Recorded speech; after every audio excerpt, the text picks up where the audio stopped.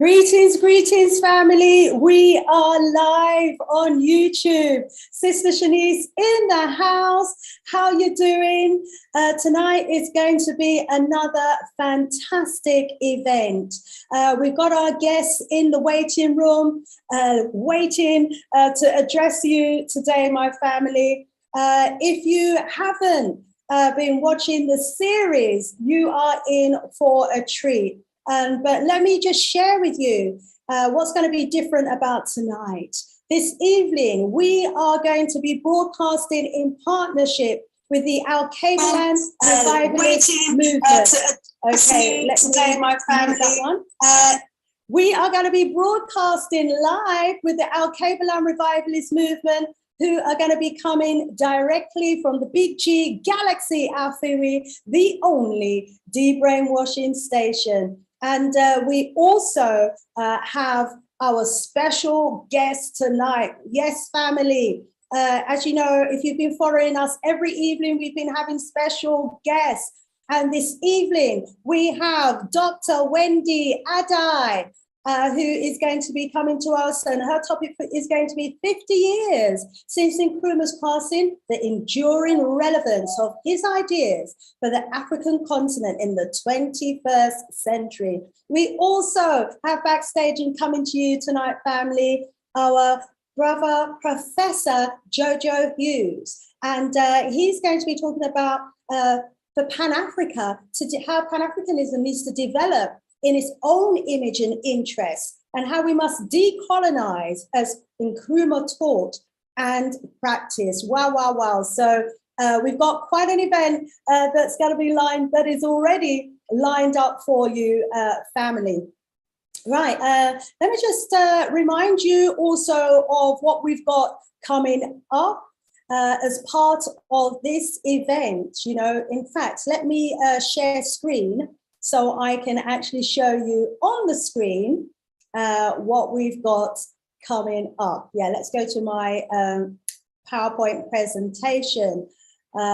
Here, as you can see, here is the image of our guest, Professor Joojo Hughes, who's waiting to come on.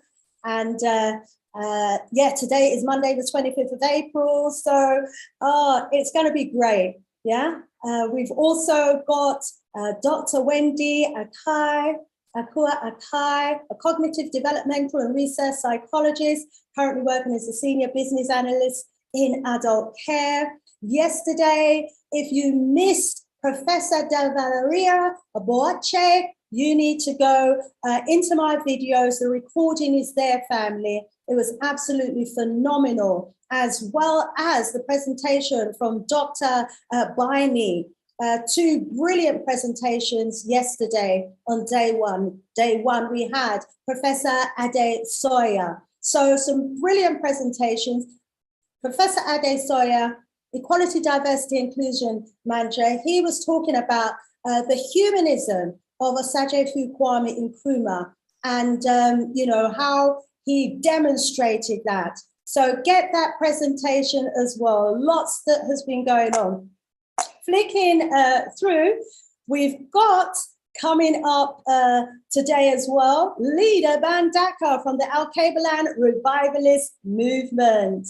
And we've got tomorrow, Dr. Michael Gimare, who is going to be presenting tomorrow. His topic is how Nkrumah saw and prepared for the future of Ghana and Pan-Africa in science, technology, research, and development.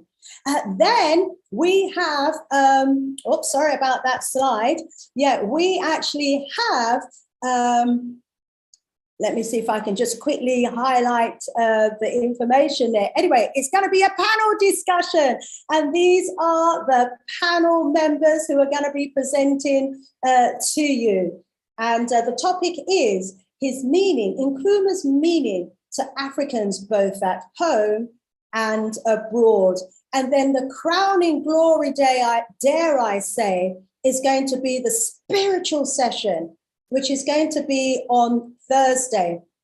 That spiritual session is going to be, wow, one where we invoke the spirit of Kwame Nkrumah and other Pan-Africanists and those who went before. We are going to be bringing their spirits and ushering their spirits back into each and every one of us. So a phenomenal lineup coming up, and tonight is no different either. So we've got our guests in the waiting room. Let me bring them in so that you can meet the guests who we've got today. And also we've got Dr. Wendy Addae, we've got Brother Leader Mbandaka, we've got Brother Olatunji, and we've got Brother Joojo Hughes, who will be all joining us today. Leader Mbandaka, please put on your video. Brother Olatunji, if you're ready, please put on your video. Brother Olatunji is in the Galaxy studio, so as soon as he's ready, he's going to be giving us a shout out from the studio. And to everybody who's listening via the Big G, like I am in my earphone, Alkebu-Lan is just playing their opening signature. Leader Mbandaka, rise up. I think your camera needs just a little cleaning. You look a little bit blurred. Just give it a wipe with a tissue or something. There you go. Yes, we're seeing you now. Take yourself off mute. Let's hear from Brother Leader Mbandaka. Tendai Mwari. Tendai Mwari, Leader Mbandaka. How are you? I am richly blessed, giving thanks and praises as always, my beloved sister. I bring greetings in the most precious, powerful, and bountiful name of our motherland, Alkebu-Lan, Mama Africa, in the sacred spirits of our most gracious ancestors, and in a prayer for oneness, hope, and prosperity for all African people upon the face of Mother Earth. Rumbidzo kunamwari Africa, to the God of Africa be the glory. Tendai Mwari. Tendai Mwari. You know what? Let me just remember to record today's wonderful proceedings as well. It's a pleasure and an honor as always to have you in the house, Leader Mbandaka. So the word sounds there of Kiki roots. We're hearing the voice of Brother Olatunji. Neocolonization, which is the last stage of imperialism. So it said, yes, Osagyefo, sisters and brothers. So you give thanks and praises for all of that that's going on right now in the here and now. What we want to do, sisters and brothers, is get into our connection, now link up with the Sister Shanice Show live, sisters and brothers, on the YouTube and on Zoom. We are hearing you loud and clear, Brother Olatunji. Welcome to the Sister Shanice Show, and thanks for welcoming us to the Big G. We just lost you. What happened? Let me just check if we can hear Brother Joojo Hughes. Professor Joojo. It's Joojo Hughes. It's not Professor. Can you hear me? Okay, not Professor then. Brother Joojo Hughes. Yeah, we're hearing you loud and clear. Welcome. Yes, and I take it. I'd like to show you how to pronounce my name the other day. It's Ebusuabaatan. Ebusuabaatan. Ebusuabaatan. That is the parent of the my nation. So it's Ebusuabaatan. Ebusuabaatan, nation parent. Yes. Nation parent. Thank you. And let's also welcome Dr. Wendy Addae. Welcome, Dr. Wendy. Please take yourself off mute. Let's hear you greet the audience. Good evening to everyone who can either see all of us or at least hear us. It's very nice to be with you this evening. It's a pleasure to have you as well. Brother Olatunji, he is speaking to the Galaxy Afrika audience right now. And while he does that, Brother Leader, I don't know if you were able to catch the presentation yesterday. I know you were with us on the first day. Were you able to get the presentations yesterday? And I'm worried. I was that blessed yesterday, my beloved sister. Yes, I did. I was able to tune in, and I was suitably uplifted by the presentation, sister, from our sister Anna. Her last name sits with, it's a sister I know very well. Baini. Sister Anna Baini. It's a sister I know very well. Yeah. And our brother Boachi, Professor Boachi. Yes.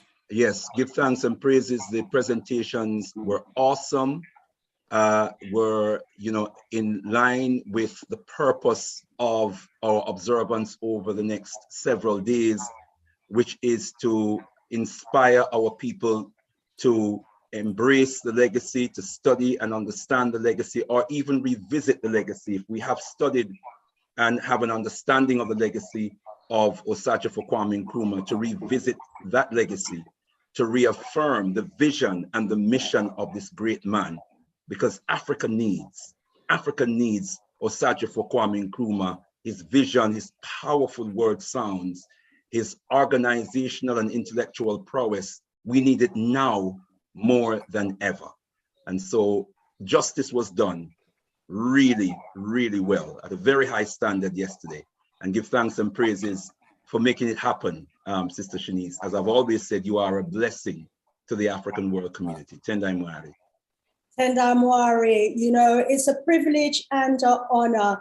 And let me just check if either of our guests were able to tune in yesterday. Dr. Addae, were you able to tune in yesterday? And, indeed, I was. Oh, right. I wonder if you would want to give us, you know, maybe just a little recap, or, you know, just give us a sense of what the impact was on you yesterday from either or both of those presentations, please.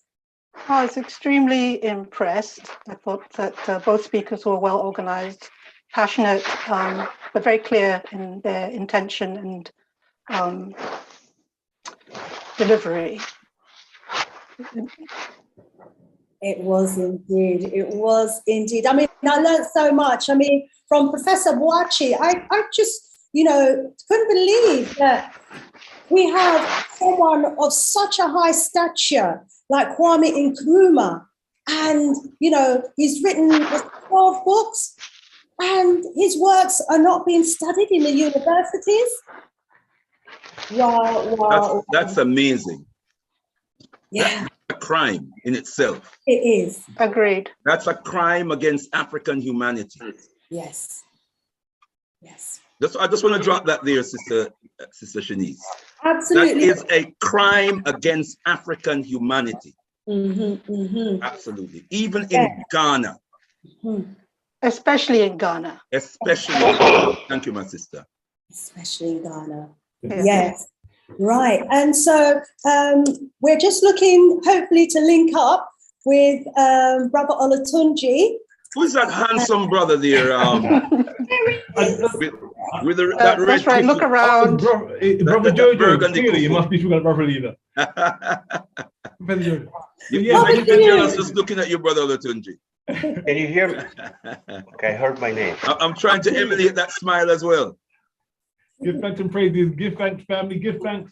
Galaxy@afiwi.net. Hopefully you can hear us loud and clear. Let us know via WhatsApp or text 07377 920 Let us know you can hear us loud and clear. We're live simulcasting, sisters and brothers, to the universe. Africa Speaks with Alkebu-Lan, the Sister Shanice Show, commemorating 50 years since the passing of the Osagyefo. We're looking at the colonial trauma this evening. How are we going to free ourselves from the shackles of neo-colonization? And we've got some very special guests to give us some great insight, sisters and brothers. Tendai Mwari, Sister Shanice. Yes, we greet the Galaxy family, each and every one of them, the Galaxy management. We rise you up. All the Galaxy pilots, we celebrate you. To all the members of the community who are tuned in via the Big G, we rise you up as well. You can actually see us tonight as well if you go onto the Sister Shanice Show YouTube channel. So you can hear us through the Big G, and you can see us via the Sister Shanice Show platform. So go on to YouTube and log on. So Brother Olatunji, do you want to firstly, before we go over to our first guest, maybe set out some of the questions that you're going to be asking the Galaxy family when the line's open to ponder over. Shall I go to you for that? Indeed, give thanks, Sister Shanice. Tell them right. So, what we're looking at this evening, as I said, I mean, I don't know if you've mentioned Sister Shanice already, just given an outline of the series and why we're having this series right now. But we're asking a question really, do we have unsolved colonial trauma? We're thinking back to the 1957 when Ghana was declared independence from the UK. And Osagyefo did say on that day, the 6th of March, 1957, that the independence of Ghana is meaningless unless it's linked up with the total independence of the African continent.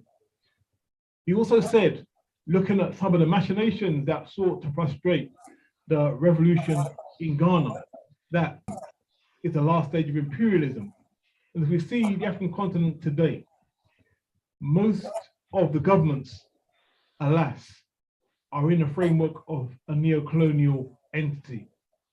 And those we know from our history that have risen up and tried to do for the people have come to an untimely end.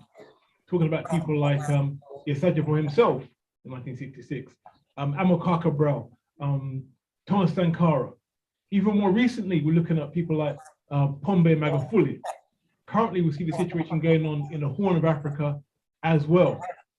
And on the converse, we have the situation in Rwanda, where the government has signed a shameful deal with the UK to take asylum seekers, really to organize and run a UK penal institution on the mainland Africa.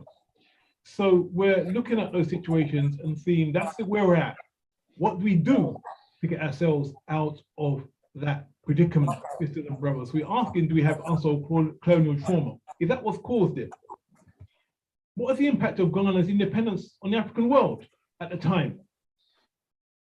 How did the 1966 coup affect Africa's development as well as Ghana's development? And why has neo-colonialism been so hard to overcome? But what strategies must we employ to overcome it? Those are the kind of questions we want you to grapple with, sisters and brothers.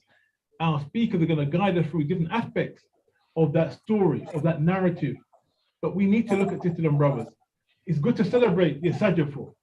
It's better to try and fulfill his legacy and his vision, which is a free and redeemed Africa and Africans at home and abroad, sisters and brothers. That's what we need to be looking at. That's what we really want to get into tonight, sisters and brothers. Our speakers, esteemed guests. I want to once again hail up Sister Shanice for facilitating this series. And I was tuned in for the previous days and some powerful, insightful. Let me just share one thing from Emmanuel Babylon Saturday when we had our elder, Addae. And one of the callers called in and said she's a bit confused about how Kwame Nkrumah died. And I think his response was so insightful. He quoted the words of our Baba Amilcar Cabral at the funeral of the Osagyefo. And he said, what killed Osagyefo Kwame Nkrumah was the cancer of betrayal. Not prostate cancer, as I suppose the medical record would show, but the cancer of betrayal.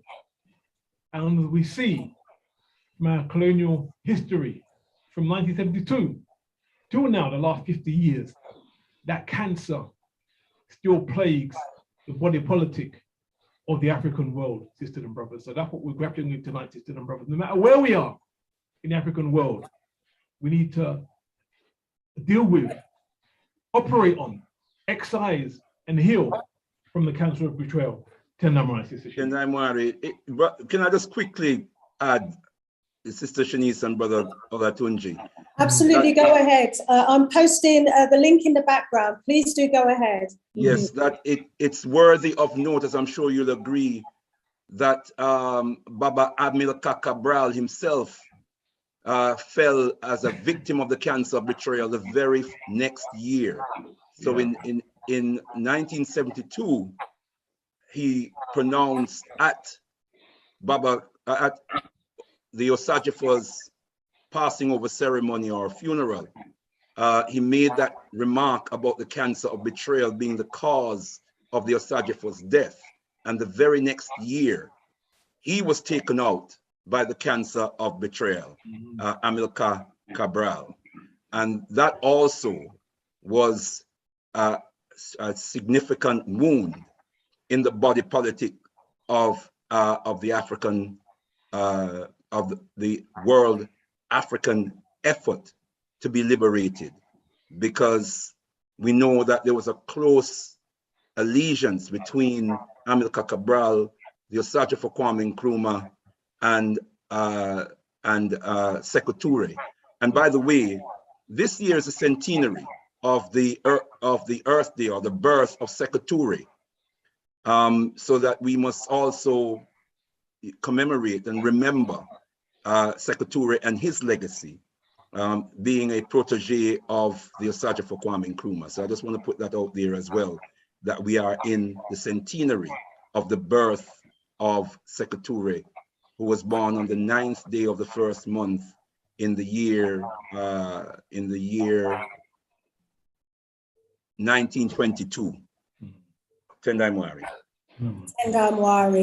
Rise up, leader Mbandaka. Yes, we must go back to and pick that up and organize something in remembrance for our great. So we are day 3 into our remembrance celebrations of the 50th anniversary of the death and the vision of Osagyefo Kwame Nkrumah that he left behind. And we want all of our listeners and everybody that's tuned in to come away with an understanding, inner standing of what Kwame Nkrumah actually stood for, what his vision was, what he wrote in those books that he wanted to instill in the hearts of every single African, wherever we are in the world. We want to come away with an understanding of his Pan-Africanist vision for Africa, that vision for unity. We want to come away with his energy, and his commitment that he was prepared to die, for us as Africans, so that we as Africans could be liberated wherever we are in the world. And let me go over to our first guest speaker, Brother Olatunji. Are we ready to bring in our first speaker for today? Indeed, we are, Sister Shanice. I'm eager and ready and raring to go. Our sister, Wendy Addae, really dealing with this situation. And again, I will say our doctor has got a tough act to follow, because the last 2 days have been so powerful. But I'm sure our warrior sisters will be equal to the task. Ashe, Ashe. It is my privilege and honor, family on YouTube, family via the Big G Galaxy Afrika, to introduce to you the 50th anniversary of Osagyefo Kwame Nkrumah Symposium Night 3. Our guest, Dr. Wendy Akua Addae. She is a cognitive developmental research psychologist, currently working as a senior business analyst in adult social care. And her topic for the 50 years since Nkrumah's passing is the enduring relevance of his ideas for the African continent in the 21st century. Over to you, Dr. Addae. Thank you very much for that wonderful introduction, and good evening, everyone. It's been 50 years since Nkrumah's death, and the date is etched in my memory. You know those moments that happen when you can recall exactly where you were when something monumental happened? I was just past the gym, coming out of the dining hall in the evening, returning to my dorm, and I was carrying my Akasanoma radio. That's when the news was announced. It was also the birthday of my best friend, Akua. So it's one of those moments, and I'm sure a lot of you have had similar experiences. I'm going to share my screen, which I should have done. Let's see. Okay.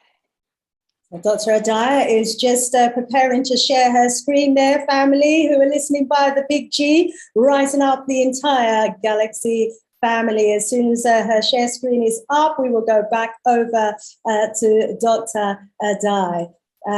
Can you see my screen? Not yet. I'll let you know as soon as we can see it. So family, yes, you can go over to the Sister Shanice show on YouTube. Sister is spelled with an A, S-I-S-T-A, Shanice show, and you'll be able to see the presentation live on YouTube. You'll also be able to see Brother Olatunji in the studio. You'll also be able to see Brother Leader Mbandaka, who is with us remotely, and also you'll be able to see Brother Joojo Hughes as well, who is with us. I want to rise up and acknowledge as well our great father in the house, Achebe and Googie, who is also listening in the background there. We acknowledge your presence, our elder. We acknowledge you for the great works that you've done behind the scenes in order to pull this event together. We celebrate you, our elder Addae. Yes. So Dr. Wendy just needs to share screen there. You cannot see my screen. Not as yet. No, just click the share screen and then go into, if you need to have your presentation open on your laptop, and then you'll be able to see it. After you click screen, you should be able to see your presentation. Once you can see your presentation, just click it and then click share in the bottom right-hand corner. Might be a blue tab. It's a blue tab that comes up on my screen, and it says share, and then we'll all be able to see your presentation. Okay. So family, I can see. Yes, I can see my screen, and okay. Click the presentation. I cannot see you. No, just click. You don't need to see me. Just click your presentation, your presentation, and then in the bottom right hand corner, does it say share? No. No. Okay. Let's go back to the beginning. So at the bottom of your laptop, you can see where it says share screen. No. Okay, so that's the first thing you need to see, where it says share screen. Can you see where it says mute video? Yes, I can see mute. I can see video. Hide video. I can see stop video. Go along. I can see exit. Go along. What else can you see down there? That's all I can see. Is there a more or 3 dots or? No. Oh, you should have the share screen option. Let me see if there's anything I can do my end to help to facilitate that. Family, we are definitely going there. Okay, let's go back to the beginning. No, you should be. Yes, I'm getting some technical help. Oh, fantastic. It's always good to have a bit of technical help in the house. Family, you know, we're all having to grapple with the technology. So, Brother Olatunji, while we wait. There you go. Your voice. No. What you need to do, you need to click onto the presentation itself. Yeah, here you go. Right, and can you Is it see all on that computer? It's on this computer, yes. Okay, click on that. Hang on a minute. Click on that there. Yes. Okay, while you do that, if you could put yourself on mute, and as soon as your presentation comes up, we will bring you back in, Dr. Addae. For now, let's go over to Brother Leader. Brother Leader, let's hear a few words from you while our sister, Dr. Addae, gets some technical assistance. Yes, Sendai Mwari, it gives me an opportunity to also express or reinforce our due deference and profound appreciation to our elder, our Baba, Achebe Addae. And we give thanks for his vision. We give thanks for his determination that this period should be a period of observance and recognition of the life, the legacy, and the sacrifices of a worthy son of Africa, the Osagyefo Kwame Nkrumah.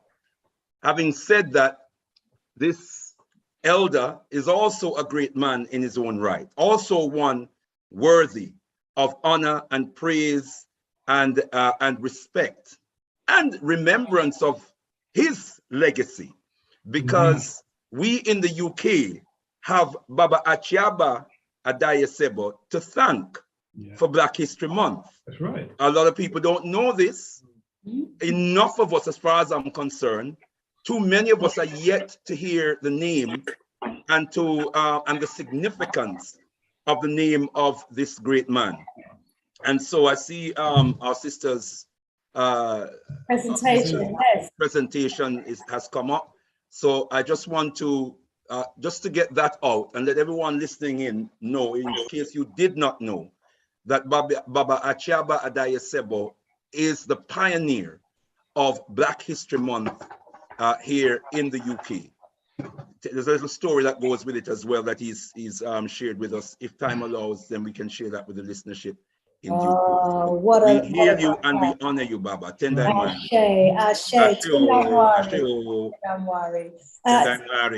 Let's go over to Dr. Wendy, who now has her presentation up for us. Brilliant. Take yourself off mute, please, Dr. Wendy. And let's see the... please unmute, Dr. Wendy, and put yourself back on camera. I believe I have. Put yourself on camera. We can now see your presentation. Okay. Yeah, just put yourself back on camera and we're good to go. I'm going to give the presentation at this point without being on camera because I'm, again, having some kind of technical difficulty. I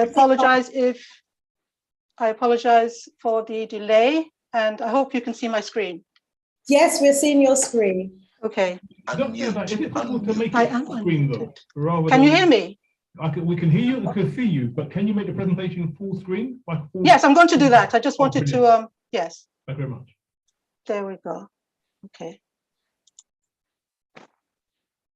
All right, so I had already spoken about the memories that I had, and I want to move on to my intention and goals and my introduction. So my intention for the presentation is to contribute something a little bit different. And so I'm going to touch on Kwame Nkrumah as a cultural visionary and the role that he played in the development of the arts in Ghana, focusing on music in particular. As a bridge, a wonderful African-American professor called Jane Karina introduced me to the concept of a cultural bridge many years ago, and it fits perfectly with Kwame Nkrumah, who placed tremendous importance on fostering unity between the people of Ghana, those in the West African region, and the continent of Africa, and people of African descent across the world. And finally, or thirdly, as Nkrumah as a positive psychological archetype. His role in the regional and international psychological rehabilitation of Ghanaians, West Africans, Africans, and people of African origin living in all countries and nations of the world. So he played a significant role in establishing the African persona as one of legitimate stature, intellectually, socially, and economically. Now, so I have a few caveats that I wish to mention. As far as possible, I'm going to try avoid repeating the historical facts and figures recounted by earlier speakers in this series, who provided comprehensive and brilliant accounts of Kwame Nkrumah's philosophy and his intellectual, economic, and political perspectives that provided the foundation and scaffolding for the industrial takeoff he envisioned for the African continent and larger world. I won't spend too much time discussing religion, although it has played a prominent role in past and present day Ghana. I wish to note, however, that the separation of church and state is a principle worth upholding. Though it's not a popular position in this day and age, it is one that has value. Very briefly, regarding the role of the church, it was Pope Nicholas V who in 1452 charged King Alfonso of Portugal with the Christian duty to enslave any non-Christian. And this directive represented the first recorded international edict to literally grant a Christian nation the right to promote, enforce, and profit heavily from slave trading. Decades later, it was another pope, Pope Alexander VI, who encouraged Christian monarchs to go ahead and conquer native populations in the name of the Catholic Church, thus upholding his predecessors' tradition to enslave non-Christians in whatever lands they called home. I'm quoting from a scholar called Mohammed, 2019. Psychology. I will touch on the psychological trauma that the pursuit of religions of a certain stripe have brought to Ghanaians, but strictly within the limits of psychology, with the focus on one prominent construct. And finally, my third caveat is repetition. As far as possible, I'm going to try to avoid repeating the historical facts and figures recounted by the previous speakers, as I said just before I'm repeating. So yes, those will be the three caveats I wish to introduce this evening.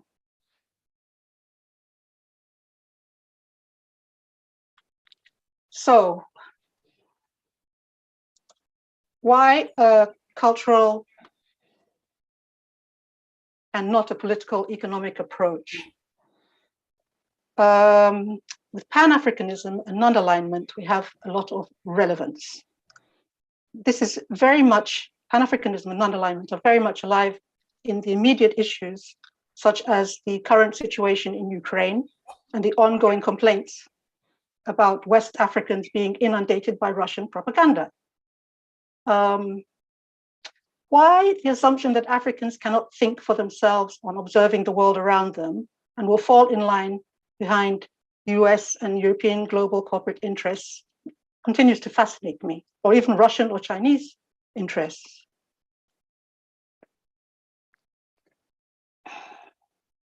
The point is that historically it has been a sad role of Africans to get in line and toe the line set by the West and increasingly global corporate interests. This ties in with the psychological construct of locus of control, which I'll get to in a while. Nkrumah very much worked with the psychology of the African of the future, the African personality. Unfortunately, the trap of neo-colonialism was sprung prematurely in Ghana, then Africa succumbed to the neo-colonial world order. So the context within which Nkrumah operated was one where African nations had been crudely established by the Berlin Conference of 1884, which many of you know about. There was an uphill struggle to forge a united Ghana comprising people with close ties to kin in neighboring countries. So the borders were drawn through peoples who shared kinship, cultures, but that was what we were dealt, and that's what Nkrumah was dealt. And he had to deal with the mindset and priority of material gain, mostly of the West, and of some Africans at the expense of the African people, and that has persisted. So there has been widespread psychological trauma, and which I will focus there on the internal and external locus of control as a concept. With the uphill struggle that it would take to not only forge a united Ghana comprising people with the close ties to kin, I want to emphasize that that was a point the colonialists did not bother to consider. And that tells you a lot about what their priorities were at that point. But it's also a mindset and a priority of material gain.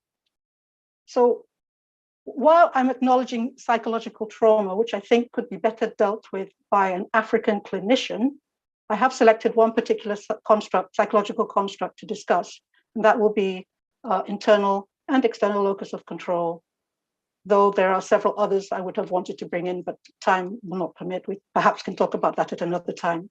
This is one of the most relevant concepts. So, the cultural bridge.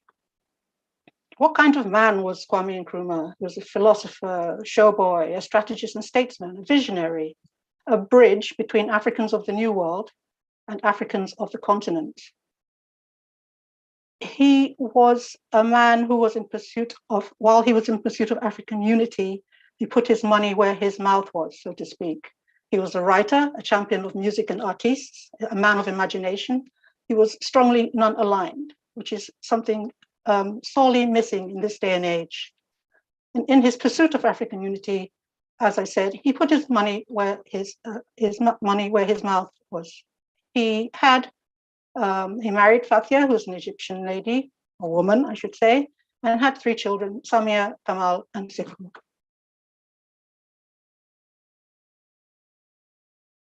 He saw the trap Africa had fallen into and worked cooperatively with others on finding a viable way out. Unfortunately, that was cut short.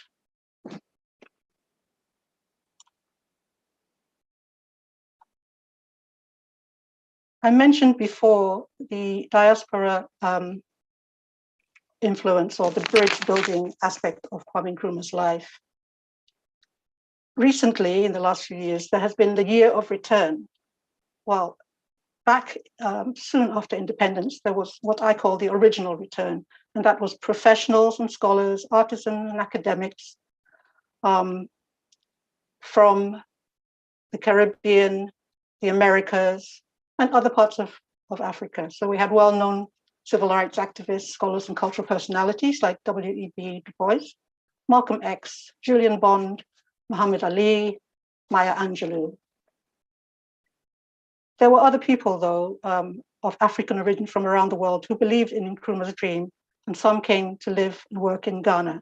I'd like to spend maybe a minute just introducing you to a few that I had the privilege of knowing. Professor Mburumba Karina in 1957 was a student at Lincoln University, and he became the first Namibian to appear before the UN. Professor Karina is accepted as being the person who coined the name of Namibia.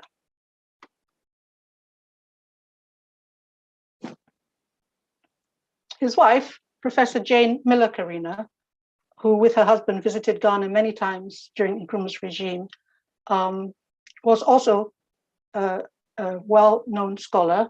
And the couple sent their children, their 3 children, Kakuna, Kambandi, and Mandume, to school in Ghana, and they maintained very close ties with Ghanaians.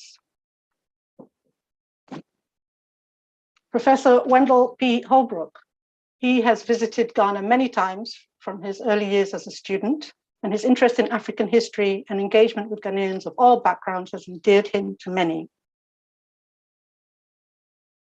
Professor Diana Slaughter-Defoe, she visited Ghana as a student, and her love for the country and its people has lasted a lifetime. She's an exceptional humanist and a psychologist, now retired.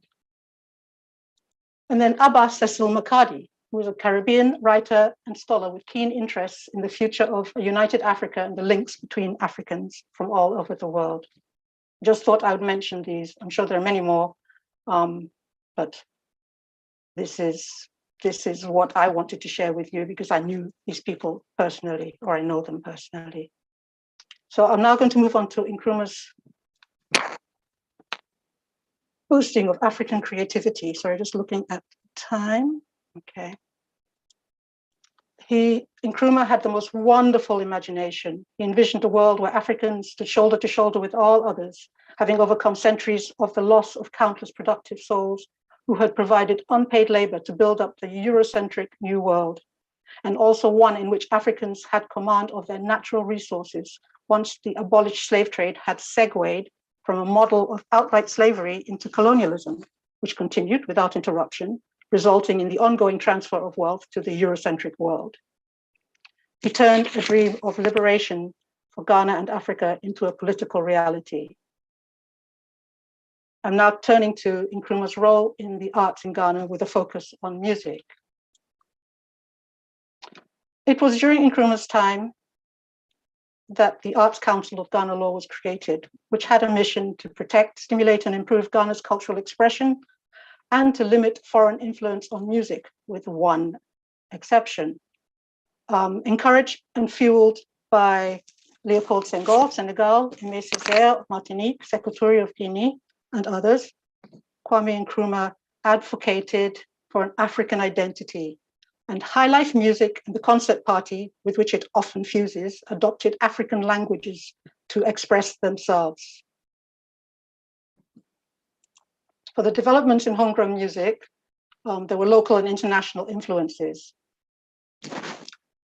this became a new form of traditional high life music, and paradoxically, as I mentioned just a few seconds ago, there was a strengthening of the influence of African American music throughout West Africa, with the return of many expatriate musicians and international tours that they went on of the African American stars such as Louis Armstrong and James Brown, who was very popular.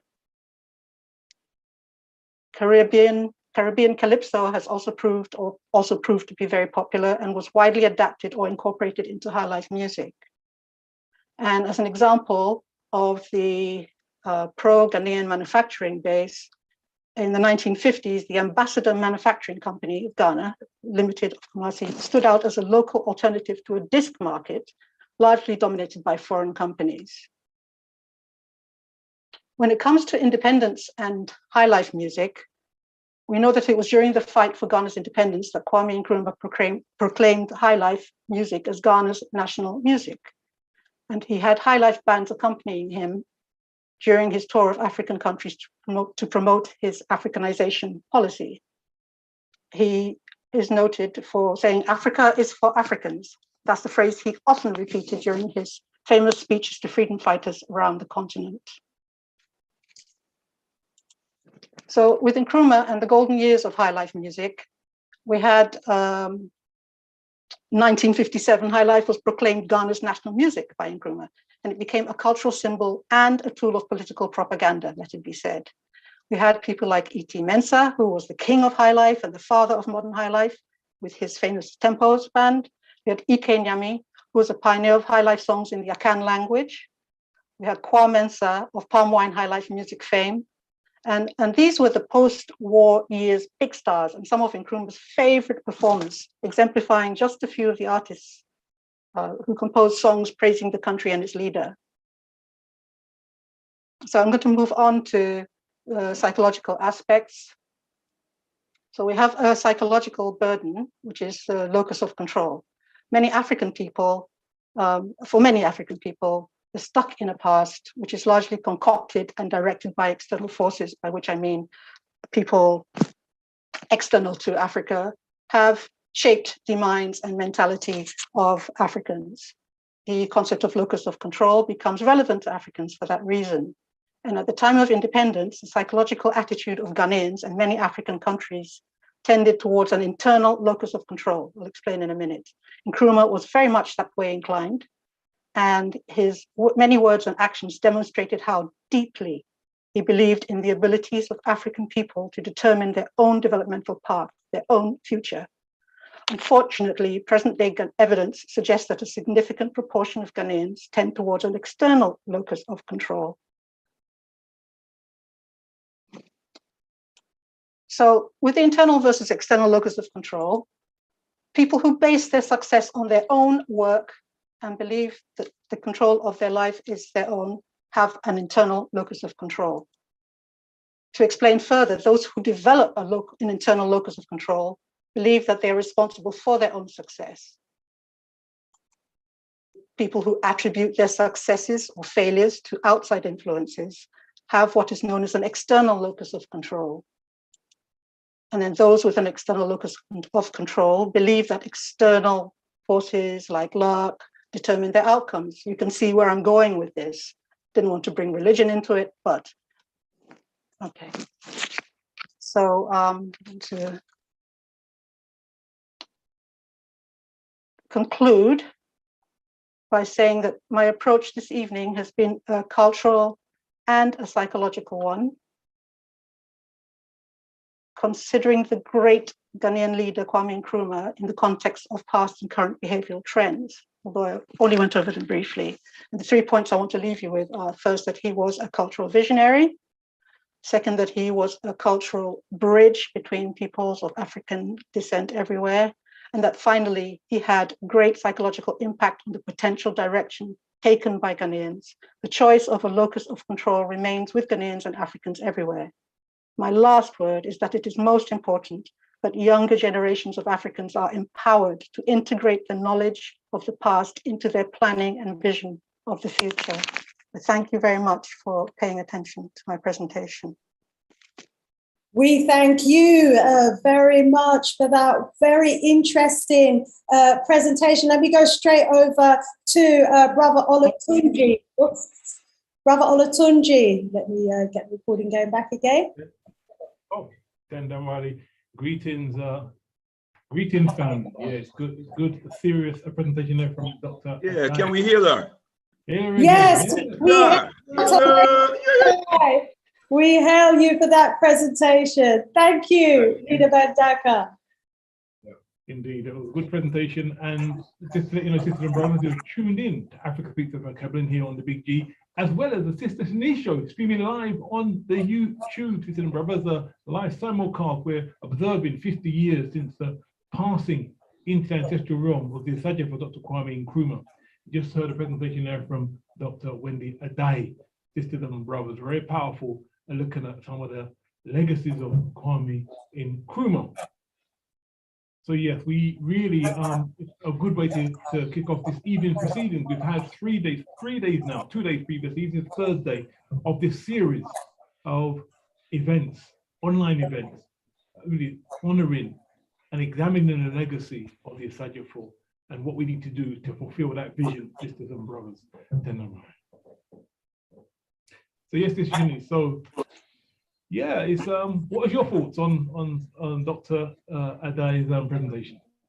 Well, thank you so much, and again, thank you, Dr. Addae, for that very interesting presentation there. Yeah, it was very insightful. I mean, when she was talking about the cultural side, and in particular music, and the artists who were around at the time and the songs that they were singing, it just took me back to Zimbabwe when I heard firsthand from some of those veterans who were fighting the war for liberation, and they were talking about how music, how music helped them through, how music, the sound of liberation that came through the music, how it was just so uplifting during those times. And it's just, an important reminder as well, isn't it, of the role that music actually plays when it comes to the liberation struggle and the importance of culture as well. And as she was talking about culture as well, and how, culture is, integral to the liberation struggle, I was reminded of like Nanny of the Maroons, where we were fighting for independence in Jamaica, and how they use their environment, their knowledge of their environment, and their culture, to win the war. And then my mind also went to Haiti, and I was reminded and thinking of how Bookman Dotti, Toussaint L'Ouverture, Dessalines, Fatima, Cecile Fatima, and others, and how they use culture, the Voodoo ceremony, to give them the energy and the spirit that they need, to usher in the fight for freedom. And so the importance of culture, was there in the forefront of what our sister was saying. And all of that came to mind as she was speaking. And then on the psychological side as well, the intrinsic, extrinsic, or internal kind of mindset. And again, that just reinforces what we talk about often here, is the power of the mind, the power that we have to be able to control our purpose and our destiny. If you believe internally, that you have the power to be the difference that you want to see, like Nkrumah did, like he believed, then you are that force for change. But if you believe that the powers are external and that your life is impacted by external factors, then really you're almost like a sheep that's going along to get along and not really out there to be the difference and utilizing all your skills and energies to be that difference that you want to see. So there was just so much that I was getting from that presentation. And let's go over to Brother Leader, and then I'll look to comments in the chat as well. Just want to welcome all of those who are viewing via the Sister Shanice show, just to let you know that you can put comments, questions, thoughts in the chat, and we'll bring those into the conversation as well. Brother Leader. Oh, Tendai Mwari, giving thanks and praises for Sister Wendy Addae and her contribution this evening, a very, very important contribution, highlighting Baba Osagyefo Kwame Nkrumah as a cultural visionary, a cultural bridge between Africans across the African continent, and indeed Africans throughout the African world, and talking also about, about the positive psychological impact. It's so important. The Osagyefo understood the power of culture, of course, and so did Amilcar Cabral, who instructed us that culture is simultaneously the fruit of all of a people's history and the determinant of history. Culture is the fruit of a people's history and the determinant of that history. So that culture, Amilcar Cabral is telling us, is the driving force of a people's history. It is culture that a people launches themselves upon humanity. It is through their culture that a people are inspired, a people are directed to build and to move and to celebrate themselves and their humanity. And I'll just add one more thing to that the Osagyefo himself, at the dawning of the independence of Ghana, said, amongst other things, that we are going to reaffirm the African personality. We are going to reaffirm the African personality. And what we understand that he meant by that is that we were going to restore the dignity and the integrity of the African cultural character, the African cultural character that had been so vilified in history. No, we are going to take our culture and we are going to reaffirm and restore our African dignity by expressing our nature as a people through our African cultural modalities. And that is what we had a taste of from our sister just now. Very powerful, beloved sister, a magnificent contribution to the observance this week. Tendai Mari, we hear you again. Tendai Mari. Hail you, Dr. Wendy Addae. Let's go over to the chat, shall we? And just welcome some of the audience that we have in the Sister Shanice Show channel. And remember, if you're not a subscriber, please do subscribe. And also, please share the link. I've got some challenges with my WhatsApp. It's decided to freeze and not allow me to share my link. So please do share the link for me, family. So let's welcome Brother Kimani in the house. Mandeli, we welcome you. He says, Yenge Pimpa Kiambote. Sister Shanice, greetings to our guests. Ancestral regards, Black at you.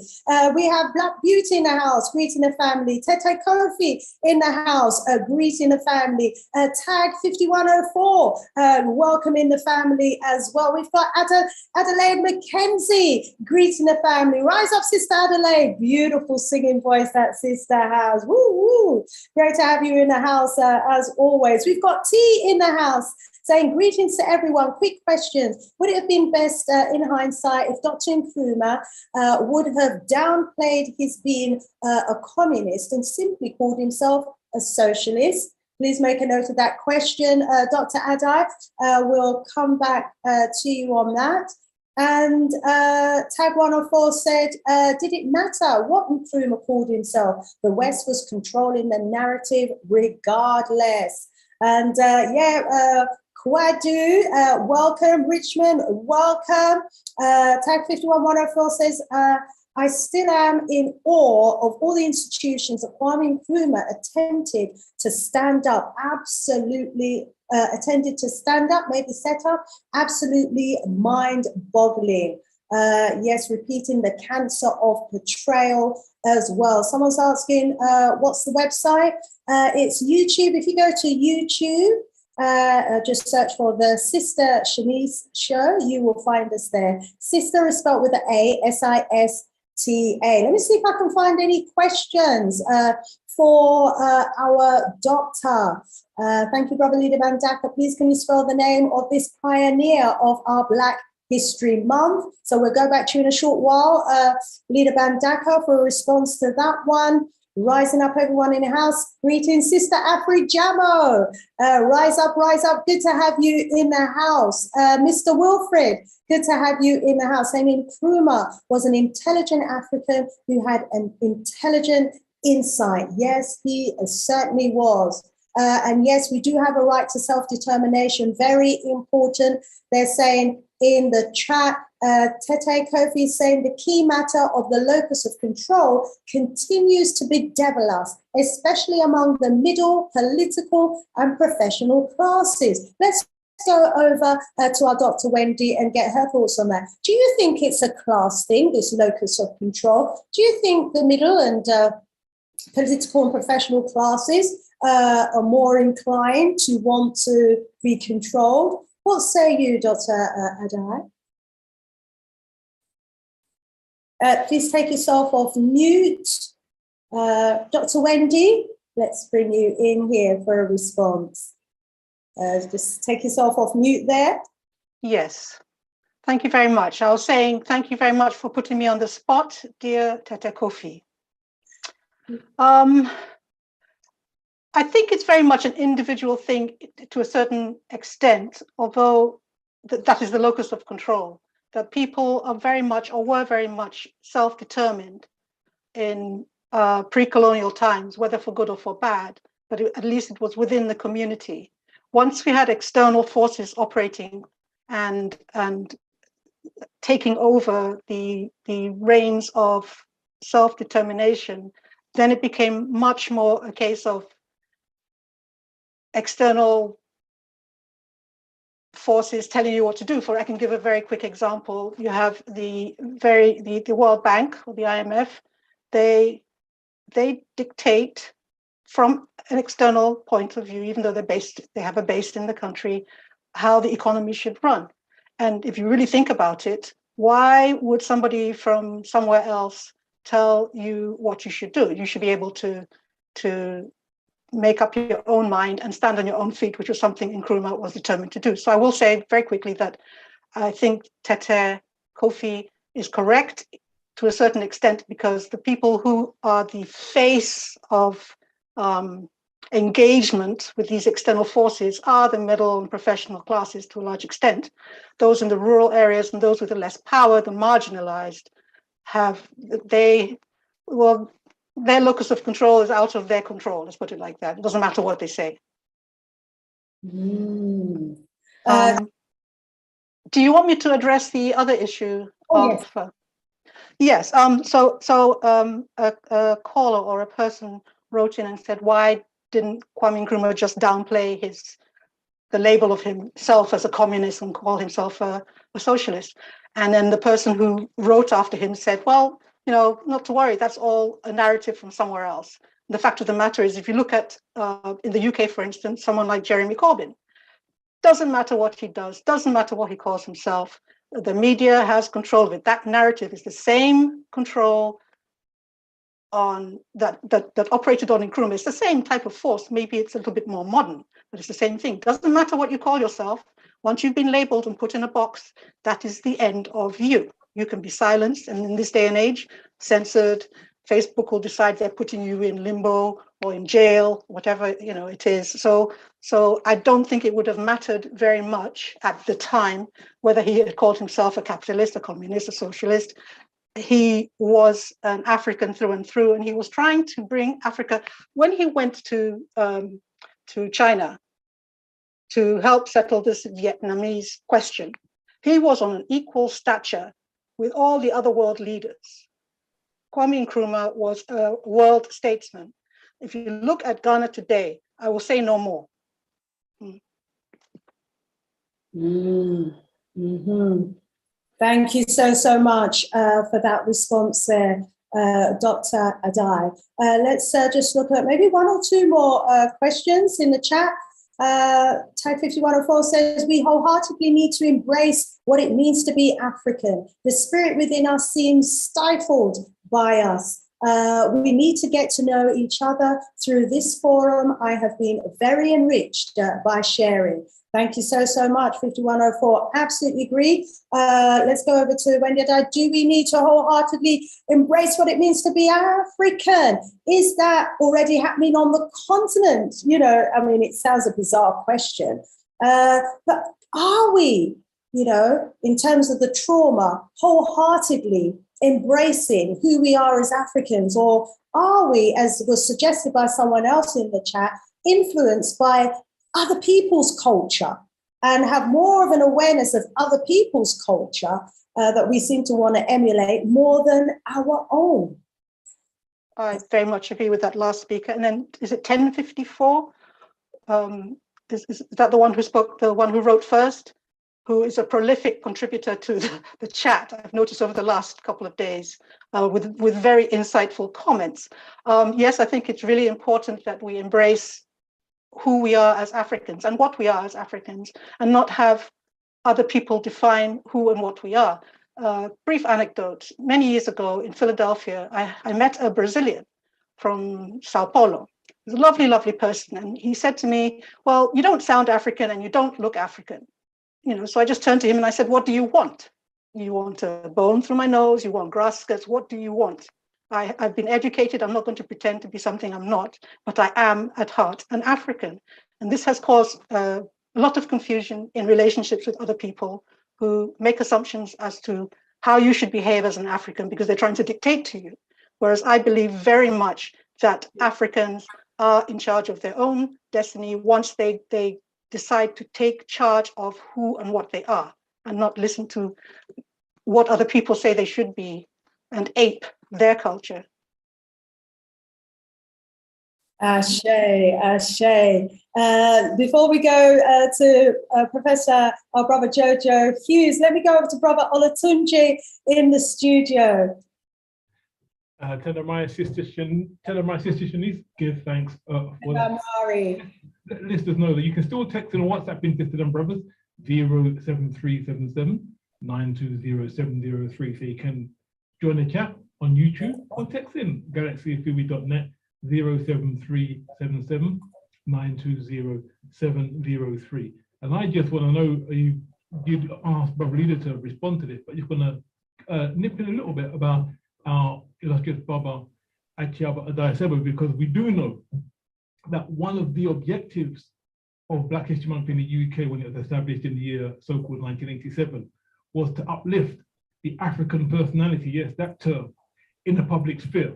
So that's one of the objectives for Black History Month that our Baba sought to establish within the context of Africans here in the UK. So we're going to give thanks and praises for that.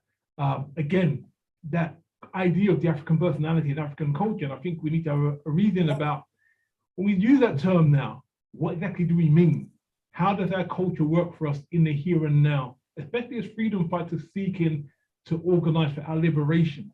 What culture do we draw upon, practically manifest, to use to drive that liberation? I think that's one we want to get our listeners, our viewers, to try and get their heads around as well, because this is what we need to be doing in the here and now, learning off the legacy of the Osagyefo. Tenamwari.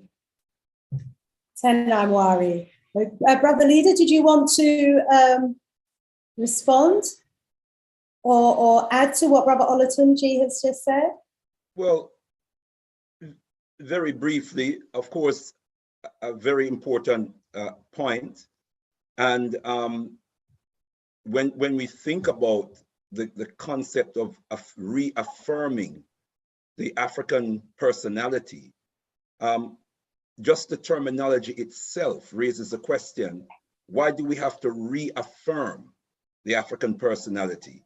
Why isn't it presupposes that the African personality is not affirmed?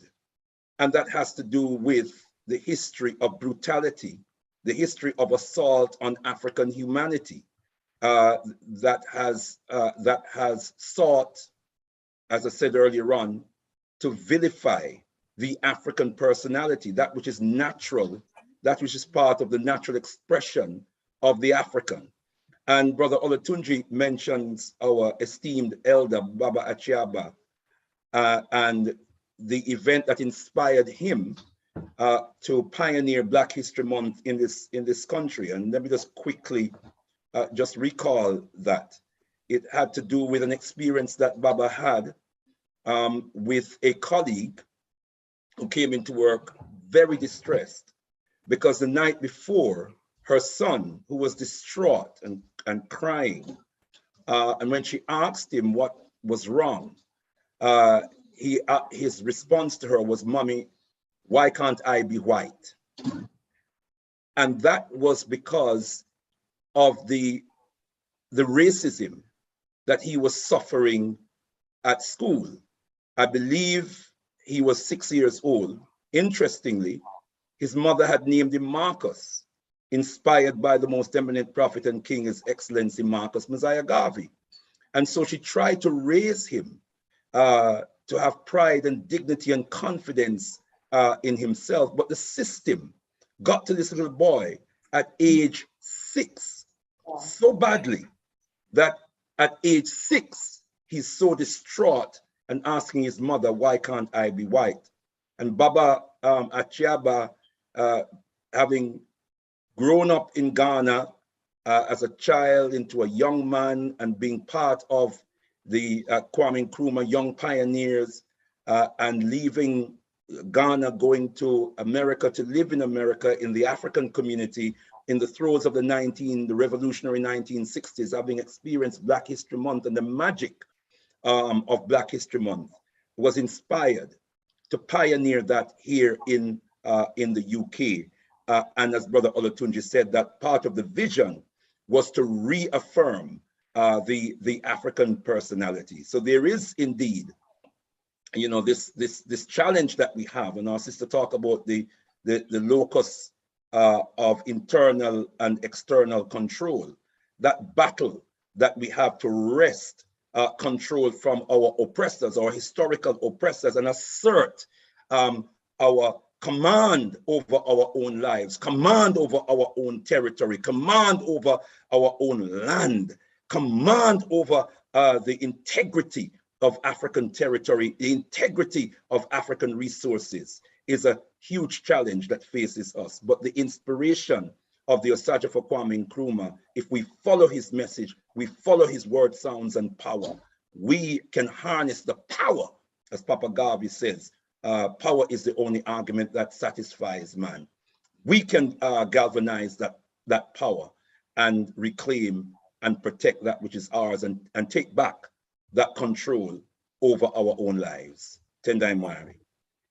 Tendai Mwari, absolutely agree. I just want to add, you know, some more thoughts from our elder, Kiaba Achiabo Sebu as well, because, you know, he spoke here in something that he sent me about the African personality, the uniqueness of the African personality.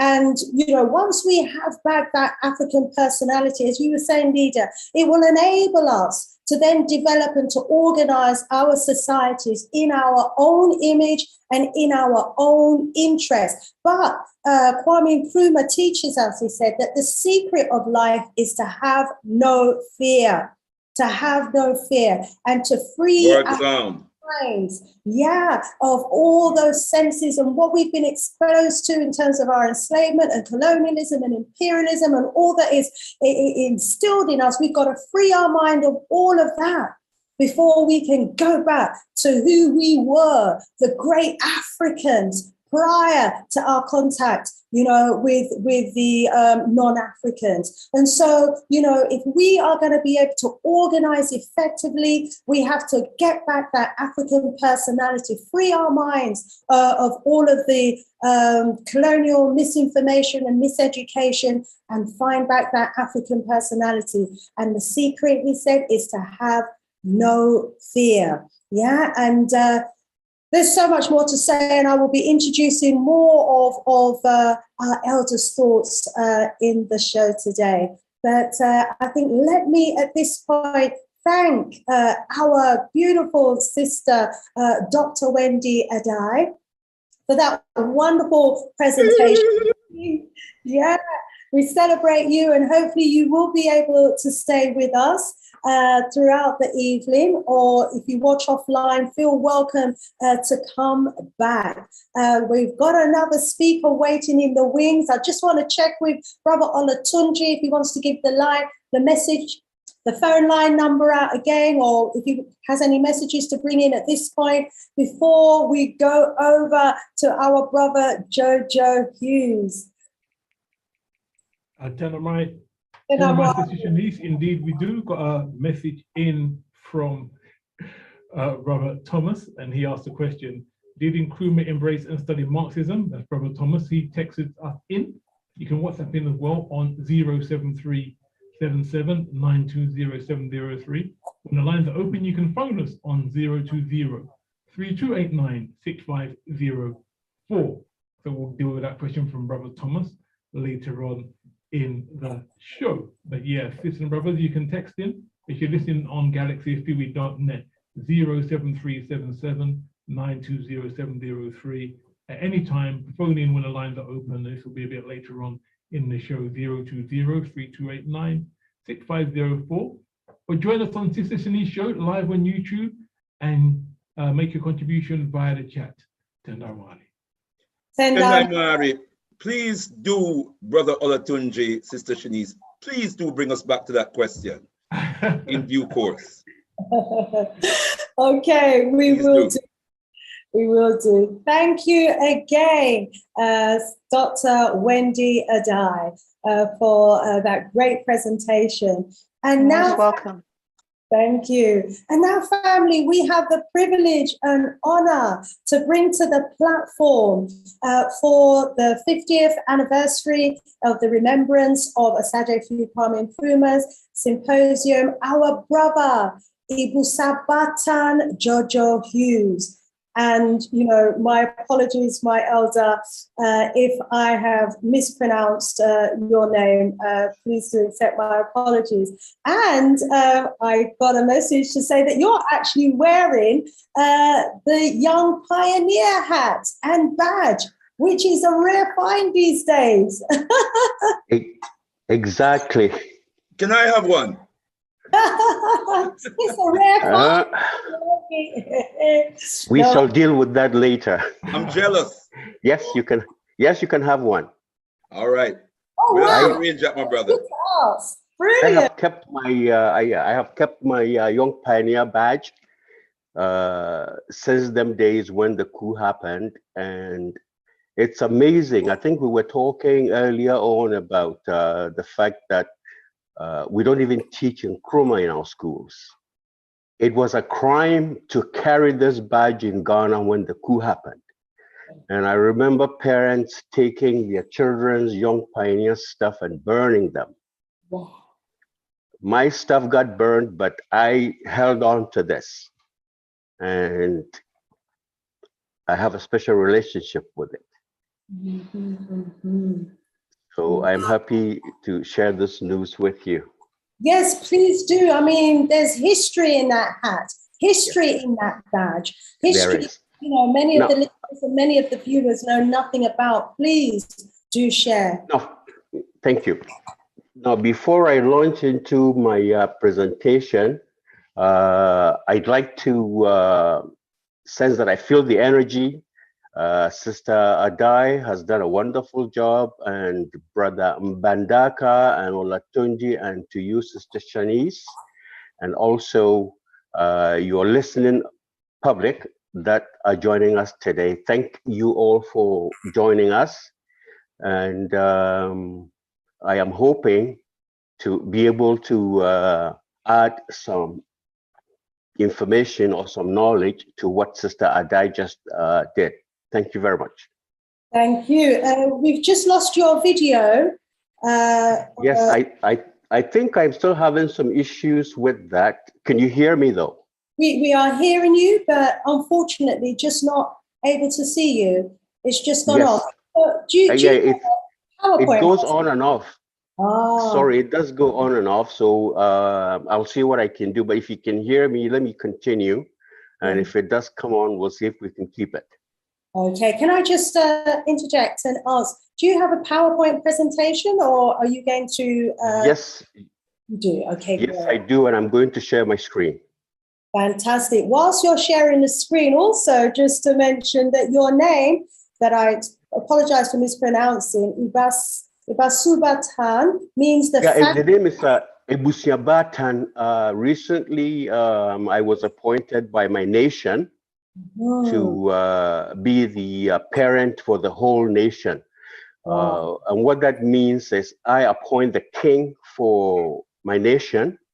And I recently appointed a king whom we just crowned. And we're going through the motions of gazetting the king. Yes. And basically checking the land, going over the lands that we have and documenting them and keeping that information and seeing what we can do.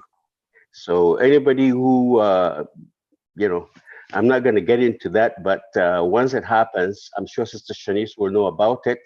And if there's something that we can do together for the betterment of Ghana and Africa, we can always do that. So I'm happy to share this with you.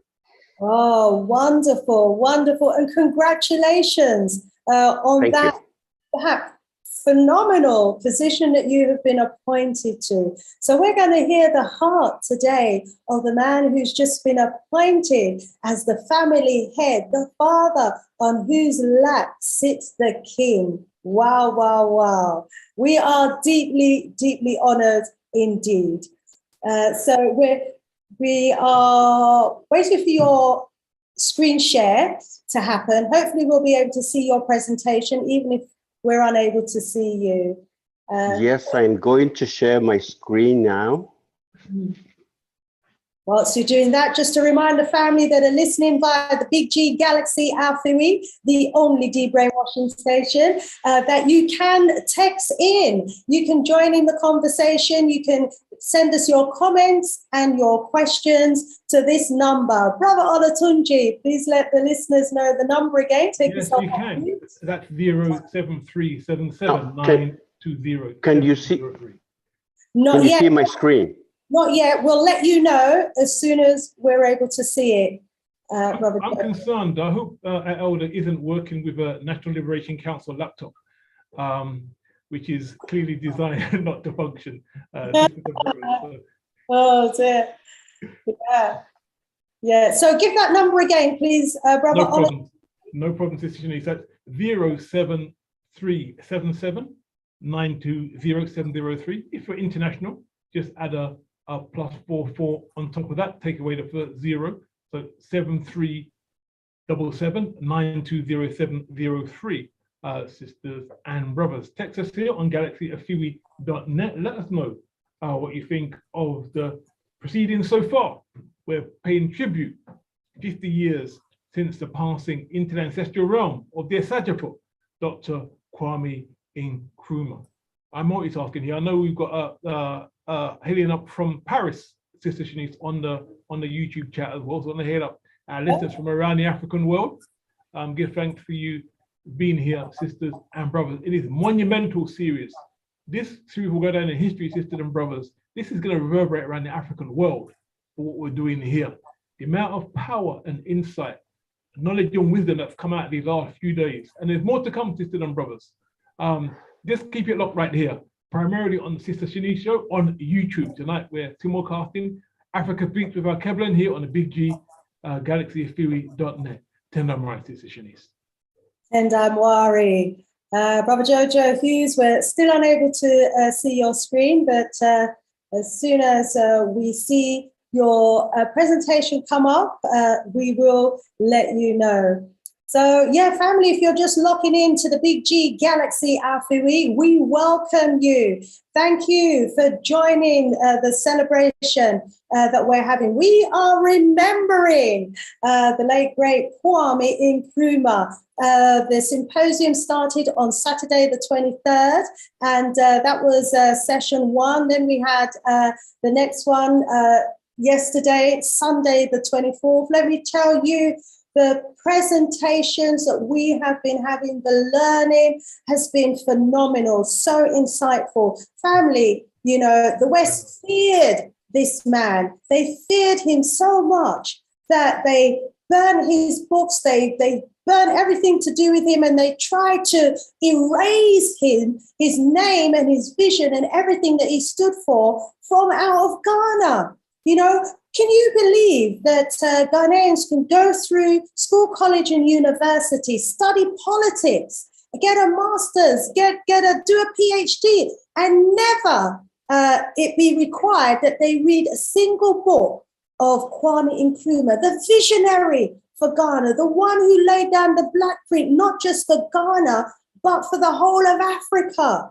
The one whose black print was tried and tested in Ghana and works. The one, you know, the black print that embraced Garveyism and everything that Marcus Mosiah Garvey stood for. The black print, you know, that is what we need and what all African governments need and ought to be embracing and running with. They tried to burn it out of existence. Well, we were learning why over the last few days, family. If you missed those shows, the good news is the recordings are up on YouTube, on my channel. Feel free to download it. Feel free to use the presentations within your learning circles. Feel free to even start your own learning platforms and share. You know, what we have been privileged to be getting taught about the great Kwame Nkrumah. I mean, we knew he was great because his name lives on and rings on. But, you know, we've been learning about what he stood for, you know, and what he did in Ghana during his lifetime, who he was influenced by, who, you know, and wow, the learning has been phenomenal. We've lost our brother, but I'm sure, you know, he's going to be logging back in any moment now. Let me go over to Brother Leader Mbandaka to maybe add to this moment and what we're talking about, the great Kwame Nkrumah. Tenai Mari, let me just give thanks, Sister Shanice, for that inspirational spiel that you just gave us. You know, there's a slogan that emerged out of the Nkrumah movement in Ghana. Nkrumah doesn't die. Nkrumah doesn't die. Ashe. Nkrumah cannot die. Ashe. I just want to reinforce that this evening, beloved brothers and sisters, because there were many attempts to assassinate him. Mm-hmm. He was shot at. Mm-hmm. They attempted to bomb him. In fact, there was one instance where a young girl was given a bouquet of flowers, which was a booby trap. It was a bomb in the bouquet of flowers. And as she was about to give it to the Osagyefo, it was detonated and it killed the princess. Oh. It significantly injured the Osagyefo. But he survived all of that. And if Nkrumah doesn't die, then his legacy cannot die. His words, his spirit can never die. Nkrumah never dies. And so whatever attempts were made in Ghana to silence him, even beyond his death, his physical death, they have failed. Because here we are. This is an international platform. And what are we talking about? The legacy of Kwame Nkrumah. He himself has written so many books, and those books are still circulating around the world. I have over a dozen books, 9 or 10 of them written by the Osagyefo himself. And there are numerous other books written about the Osagyefo, or that includes the legacy of the Osagyefo. They're numerous. And so that legacy is an invincible legacy. It can never be destroyed. And if you go to Ghana, and I've been to Ghana a dozen times, I've been up and down, I've spoken to people in Ghana, there is still a deep reverence for the name. Yes, there are the detractors. We don't deny that. But generally speaking, there's widespread respect and honor for the Osagyefo Kwame Nkrumah. So Nkrumah never dies. Nkrumah never dies. And so all those who try to destroy the legacy, all those who try to obliterate that legacy will fail miserably. It will not happen. Tendai Mwari. Tendai Mwari, Tendai Mwari.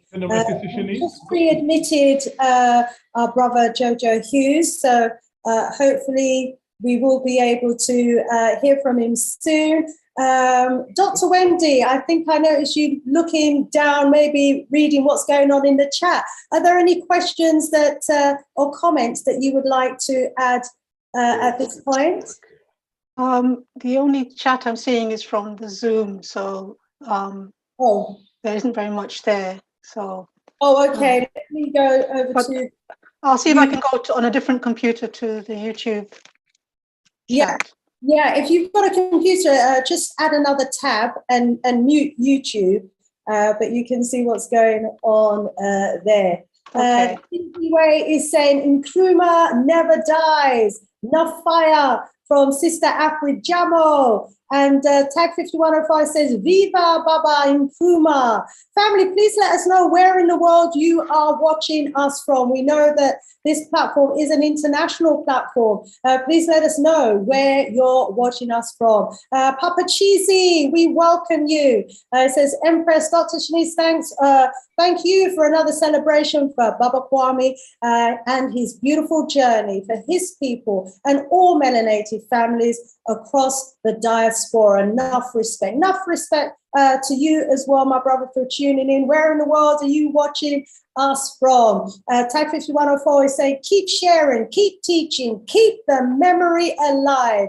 Brother ZZ Way says, we want to thank you for presenting these programs on Kwame Nkrumah. We must now focus on continuing the work and ideas of Kwame Nkrumah beyond the personality. Absolutely agree with you on that. Yes, as you can see, we've got the presentation up from our brother Joojo Hughes. So let's hand the platform over to our brother Joojo. Please take yourself off mute. Family, keep it locked to the Big G Galaxy Alfiwi and the Sister Shanice Show platform. Handing over to you. Okay, it's just gone. We can see your screen, brother Joojo.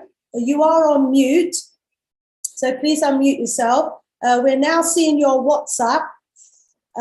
So you need to go back to your PowerPoint presentation so that we can, yes, that's your PowerPoint presentation. Oops, it's gone again. Please go back to your PowerPoint presentation if that's what you want to show us. And no, that's your WhatsApp. Those are your WhatsApp. There's your PowerPoint presentation. Brilliant. Yeah. What is trauma? Please take yourself off mute, brother Joojo, and over to you. You're still on mute, my brother. Please unmute yourself. We've been having some challenges with brother Joojo's line. We were unable to hear him earlier, but hopefully, we will be able to hear our brother, the voice of our brother, very soon. Please take your device off mute. It's showing on my screen that you're actually muted, brother Joojo. So you will need to unmute. So while our brother is unmuting there, and whilst we wait for his voice to come in to talk to his presentation, let's go back to the YouTube chat. Just chime in, brother Joojo, once you're off mute and ready to go. Now we are hearing. No, I thought I heard you just for a second. No, my sister, this is me, brother Olatunji. Just want to quickly, if I can, got a couple of WhatsApps in. Can I just go to some of those as well, sis? Yes, please do. Okay, got one from a number ending 901. Tender Maria, very important, informative show. To tender to all the panelists for their insights. And another one from that great son of Ghana, brother Kwame Nkrumah, which he's just deleted. So I'll delete that one. It's still a brother, but Kwame Nkrumah, give thanks, brother Kwame. Send it in again, and we'll read it out for you on 07377920703. Yeah, I think you can. Brother Joojo, let's see if we can hear you now because you're off mute. Can you hear me now? Yes, we are hearing you. Wonderful, wonderful. And we are seeing your presentation. Yes. So, yeah, that's great. We don't want to see your WhatsApp messages, though, unless you want us to see them. That's okay. Well, I apologize. I really do apologize for the delay. I'm a bit technically challenged and didn't have my daughter, who's usually here, to help me out. And somehow I've been able to do it. So kudos to me and to all those whose thoughts are with me and want to get this presentation on the way. Brilliant. Brilliant. You want me to introduce you, or actually, as we've got your voice, please, first of all, introduce yourself to the Galaxy Afiri family and also to those watching via the Sister Shanice Show platform. Yes, thank you very much, Sister Shanice. As I said earlier, I thank you very much. I feel your energy, and I thank you and your listeners for coming to spend time with us today and to listen to us talk to ourselves about the 50th anniversary or the deathversary of Kwame Nkrumah, the one and only true son that was able to kick colonialism off the continent of Africa and make good attempts to unite Africa. So I'm happy to be with you.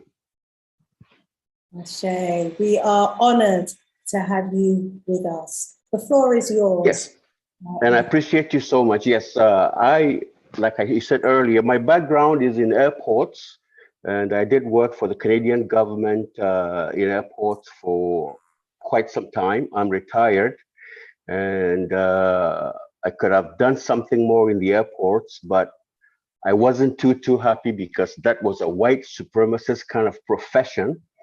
So I basically immersed myself in things African, and today I find myself here.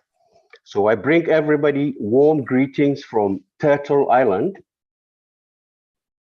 where the lands and the waters of the Haudenosaunee and the Anishinaabe tribes continue to feed and keep visitors.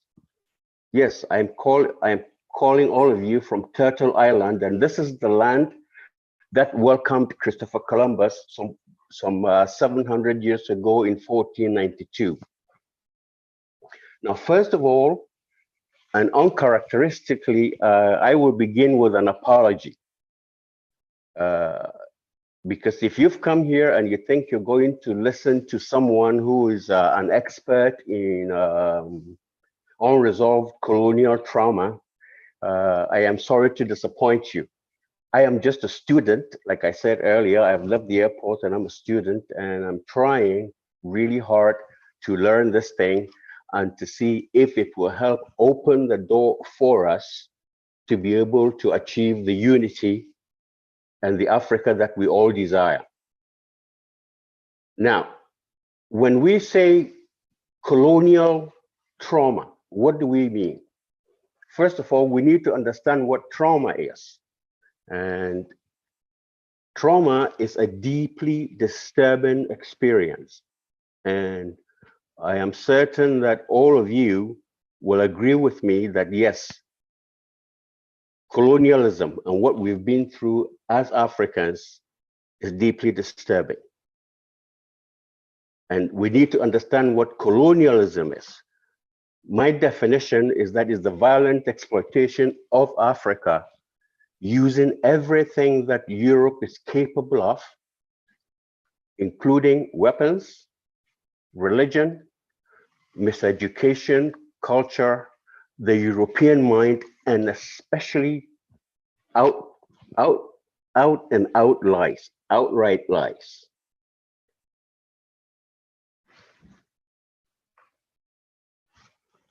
We did not ask to be colonized. Why did I put this up? I put this up because if you go to Rwanda, the Rwanda Genocide Museum, this is the sign you see.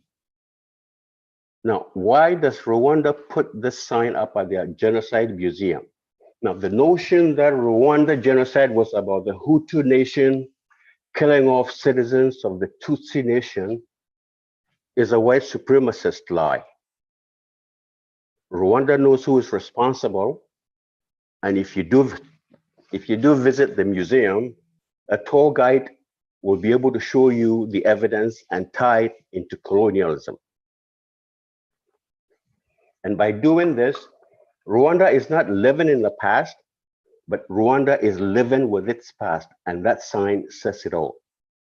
Now, there's a tendency among us when you mention colonialism or what the white man did, some of us Africans begin to say, oh, that was a long time ago. Oh, it's in the past. Oh, let's move on. Well, Rwanda has come to terms with its present because of its past, not in spite of the past. And sometimes when people say, let's move on, what I say is, what are you afraid of? What are you moving to? We need to see what has done to us and what some of the mistreatment that we've been through, especially the psychological ones. So let's look at some of them. Now, I put this together, and I'm sure most of you have seen it before. Over 1 million Africans taken dead or alive during the slave trade. During the Kenya, about 1.5 million detained suffered forced labor, disease, starvation, physical, psychological torture, rape, murder, and some Africans were even roasted alive. In Africa, we had the 80,000 murdered in the Herero genocide by the Germans, over 10 million killed in Congo alone, where unknown number of African hands and feet were cut off. 30,000 Algerians killed in that Algerian genocide. I could go on. But the colonial experience that we went through was not only the physical thing, but there was also the psychological torture that we went through. And we had white supremacist philosophers, and some of them had so many mean things to say about us. This is Hegel saying Africa is the land of childhood, and that we're cut off from Egypt. And he actually attaches Egypt to Europe. And by taking Egypt away from Europe, he says we're enveloped in the dark mantle of night because the inhabitants, the Negro, we exhibit the natural man in its completely wild and untamed state. And then there's another man whom they call the father of taxonomy. I believe his name is Carl Linnaeus. And I'm just going to read what he says about us. We are the Homo Afro in the right-hand corner, and we're phlegmatic, we're cunning, we're lazy, we're lustful, we're careless, and we're governed by caprice. Now, I'd like to see, a lazy slave, or, a white who is not lustful or careless or phlegmatic or governed by caprice. But let's go. And then Britannia, Encyclopedia Britannica gets in the act. And this is hard to deal with.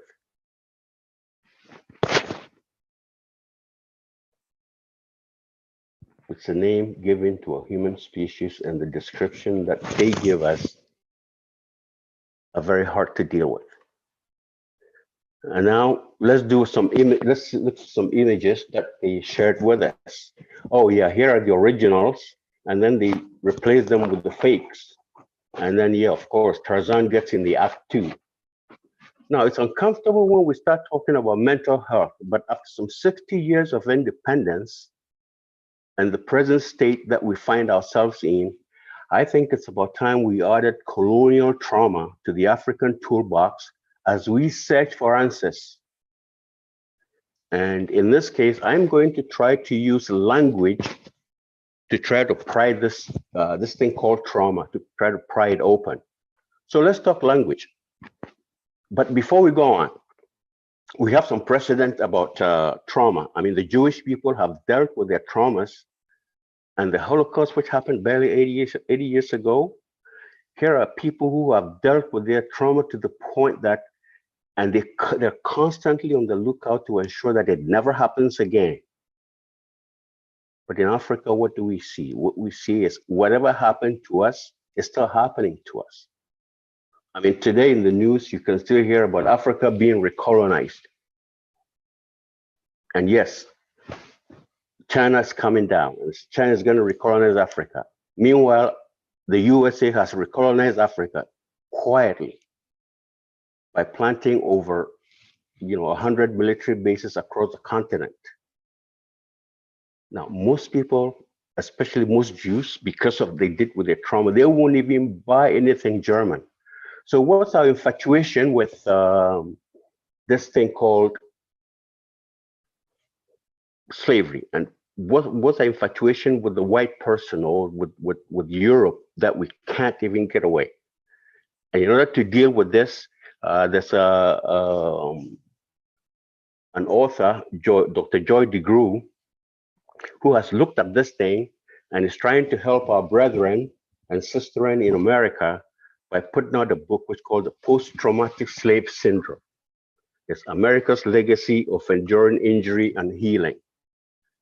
Now, I have looked around and I haven't seen much literature on post-colonial syndrome or post-traumatic colonial syndrome or anything like that. And like I said earlier, I'm not an expert, and I'm hoping there are experts up there who should be able to help us to deal with some of the things that we're going through. Now, to be able to explain some of the trauma that we're going through, I'm going to try and use language to see if I can use it to, to pry this thing open for us to see some of the traumas that we're going through. Now, here are some headlines for us. The AU is trying to adopt Kiswahili as an official working language, and which is good for integration. Now, we'll see that this was spearheaded by Nyerere in 1954 when he started to think about using Kiswahili as an important weapon for Africa's struggle for liberation and colonialism. Now, personally, I have my own views on Kiswahili, but if it's a language that we're going to use, it's an African language, please let's use it. But can you imagine if we didn't have an African language that we could go to? Now, on Nkrumah's side, he set up the Institute of African Languages, and he had a broadcasting corporation doing news in all the Ghanaian languages. And I remember in Ghana at that time, we had during the 1 o'clock news, or during the day, all the news was in Fanti, Tree, Ewe, Gan, Dagbani. And I even remember picking up a few Ewe words in Dagbani from the radio news. But why do we still continue to punish school children for speaking Ewe, Tree, or Fanti at school, even today? Now, if this is not unresolved trauma, I don't know how we explain this behavior. And it's something that we have to deal with. And then there's the language debate between Achebe and Googie. Now, here are two gentlemen. These are giants of African literature. Achebe basically arguing that English is an African language, while Ngugi at this time has even stopped writing in English. He prefers to use his native Kikuyu. So let's examine what these two literary giants have said. Achebe does or did still, until his death, he wrote in English. Ngugi has stopped writing in English. And then there is one Mr. Abiola Irele, who is less well known, but no less of a scholar, and who says, Africans are resentful of Europe because of colonialism, and therefore we're willing to recover our lost identity. And because of that, we're incurably affected by European modernity. And for him, he thinks we should overcome this ambivalence and return to tradition, but instead to capitulate to European modernity and just let it go, just give everything up and become Europeans. Now, this is where I'm comfortable to introduce Nkrumah into the argument. What Nkrumah said was, we shall examine everything they brought. If it works, we will adapt and adopt. If it doesn't, we will reject it. But at this point, I digress and I share with you some news from the Vatican. Ta-da! Pope Francis apologizes for colonial sins. This is peace. Sister Addae shared with us the role of the church in how we were colonized. And here it is. The Pope is finally apologizing for colonial sins. Again, barely a week ago, the Pope again apologized to the First Nations, the Inuit, the Métis, who live on Turtle Island. And this is an apology that they've been waiting for a long time. And the Pope is coming here in July to deliver that apology in person. So my thing is, where are Africans? Where are we? But before then, I know Sister Addae talked about how they did it, and there was a document that came out called the Doctrine of Discovery. And it was a series of decrees issued in the 14th century by the Catholic Church, instructing Europeans that wherever you go, every land that you see that is not occupied by white Christians is yours for the taking, because all non-white people are subhuman and their lands are technically empty. So this is how it all happened. But that was a lie, and they knew it, because the Pope who issued this then must have known of Sultan Mansa Musa, because here he is on a map that Spain put out, the Catalan map, with Mansa Musa sitting there holding a golden orb in his hand, wearing a golden crown. So why are we subhuman? Why is he taking our land? In Ghana, the first people to arrive were the first white supremacists to arrive were the Portuguese. And in those days, to claim the land for themselves, all they had to do was plant a cross, say a prayer, and it's theirs. So in Ghana, they planted a cross at a place called Shama. And the cross is still there today. And after planting the cross, they changed the name of the river Manku to Ankobra. They changed the name of the Fira River to Volta. So those of you who don't know the name of the Volta name is a Portuguese word. Here we go. They changed the name to Volta, changed the name of Anomansan to Elmina. Now, this is a curious thing. Why would they change Anomansan to Elmina? Technically, Elmina means the mine. So that tells you that they knew there was something here. They knew we were humans. They knew we were here. And they knew we had gold. So why would they do that? So with this, Ghana was conquered. Now, all across the coast of Africa, some of these crosses are there. Here is a cross here's the cross of Christendom at Namibia. Here's the one at Wida. And meanwhile, we go back to the Vatican, and here is one of the Inuit elders, the Cree elders, praying, saying a traditional prayer in the Vatican. While the Pope looks on. And there he is.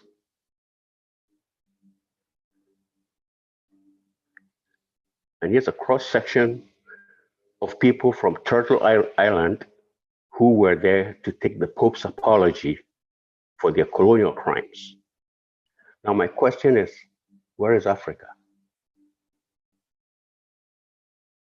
Here's an opportunity for us.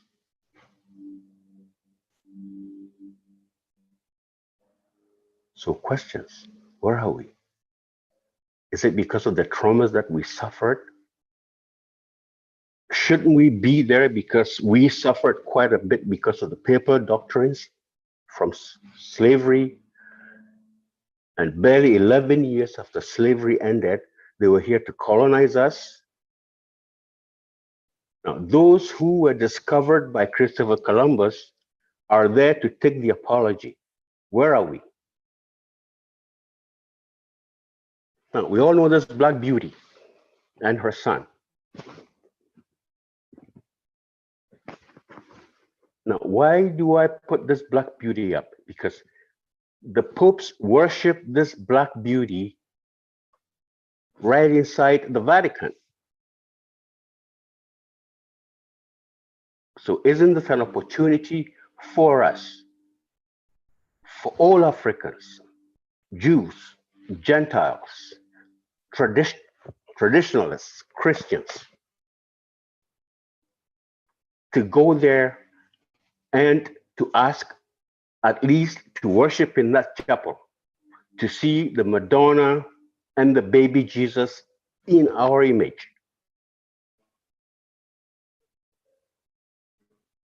Now, we're not the only ones who are traumatized.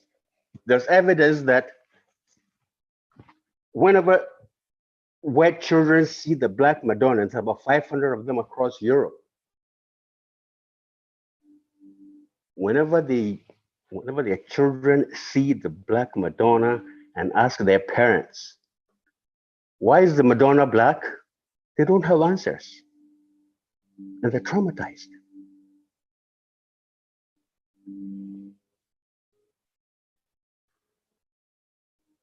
And here's some evidence. There's two gentlemen who put together a paper, Leonard Morse and Stephen Caponari, and on 28 December, they presented this paper to the American Association for Advancement of Science. Every white supremacist at that presentation, priests and nuns, walked out. Why would they walk out? They cannot deal with the truth. And there is ancestor Professor James Smalls, he's still alive. He has asserted that Christianity and Islam are just fragments of African spirituality. So maybe there's an opening here. There's an opening to deal with our traumas by rescuing this Black Madonna that is hidden deep within the recesses of the Vatican. There they are.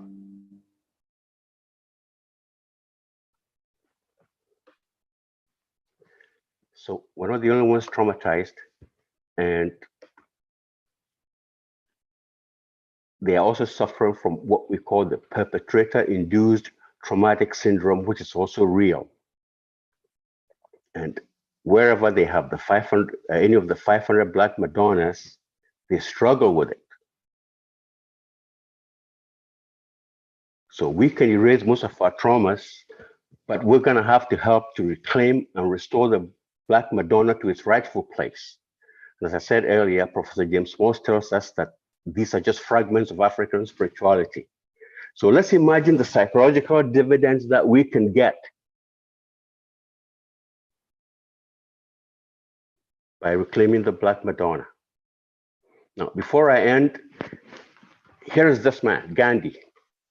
And when he was asked about the role of the Black man in the world, what he says was, the Black man's role in the world was to bring justice to the world. This is our opportunity. We can resolve our traumas. All of us come together on this.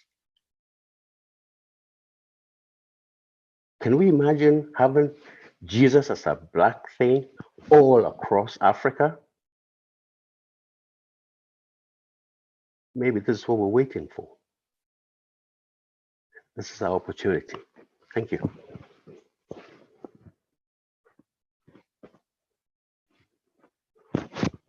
Wow, wow, wow. What a presentation. Thank you so much. Let me just bring everybody back on so we can be seen on YouTube. Wow, that was powerful. A very moving presentation. Woo, who would like to jump in first with some comments and remarks in response to that deeply moving presentation? Tender my sister Shanice, let me just quickly, before we get into that, let me go to some of the WhatsApp that's coming. Here that Russ Quadro said a very informative show. Brother Kwame Nkrumah, that great son of Ghana, says in Accra, they should definitely change Kotoko International Airport into Kwame Nkrumah International Airport. Kotoko was a neo-colonial puppet who played the role of ousting our leader and hero of Ghana. Colonialism means divide and rule, that these devils legally did by invading our land unjustly. Africans, we must encourage our children to learn and speak our languages. That's from a WhatsApp. A text that's coming as well is also from Brother Kwame Nkrumah, and he says, Hotep, my kings and queens, Osagyefo Dr. Kwame Nkrumah is one of Africa's greatest ever sons in our history. He was handsome, bold, and defiant. Baba Nkrumah led to our freedom 64 years ago.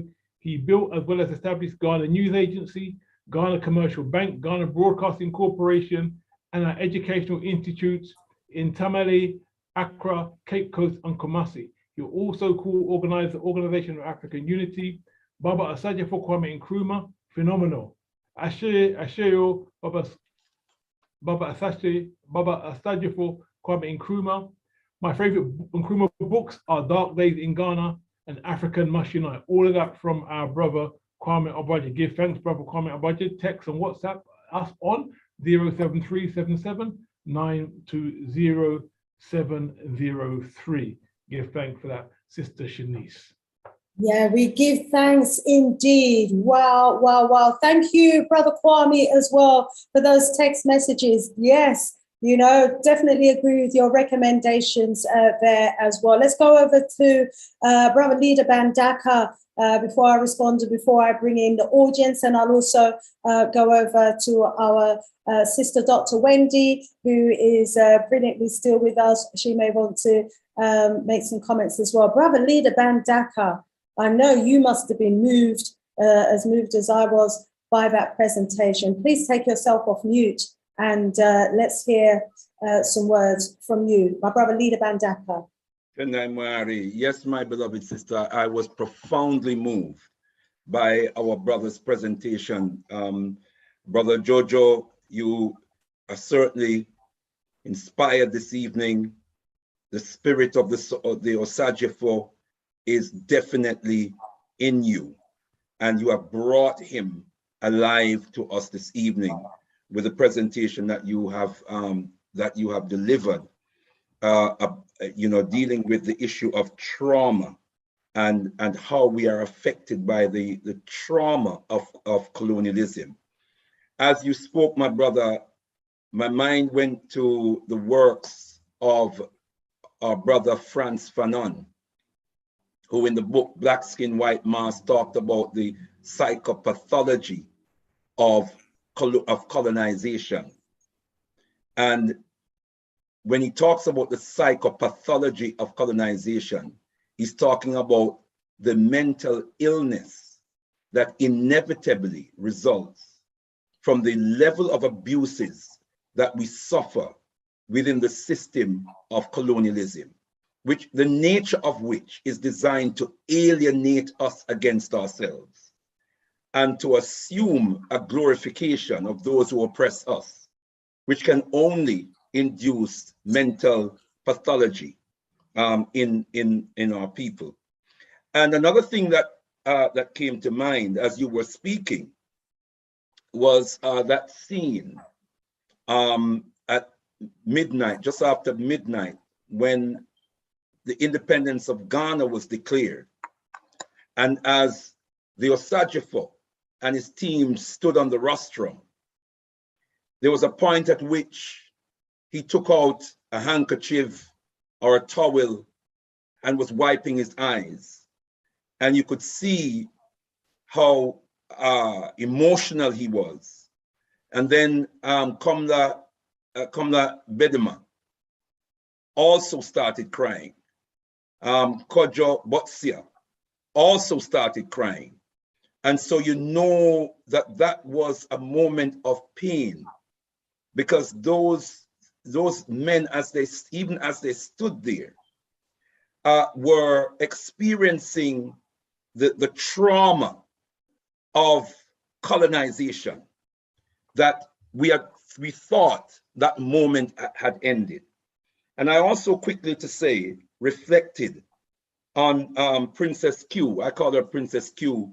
She's known as, is it Girl Q? What, the princess? Yeah. Who was so dreadfully abused in schools, stripped naked and searched by the police because some teacher said she smelled cannabis on her. And I reflected again on little Marcus we talked about earlier on. Mommy, why can't I be white? That's trauma. All of that is trauma. And I also reflected on little Jayvon Richardson.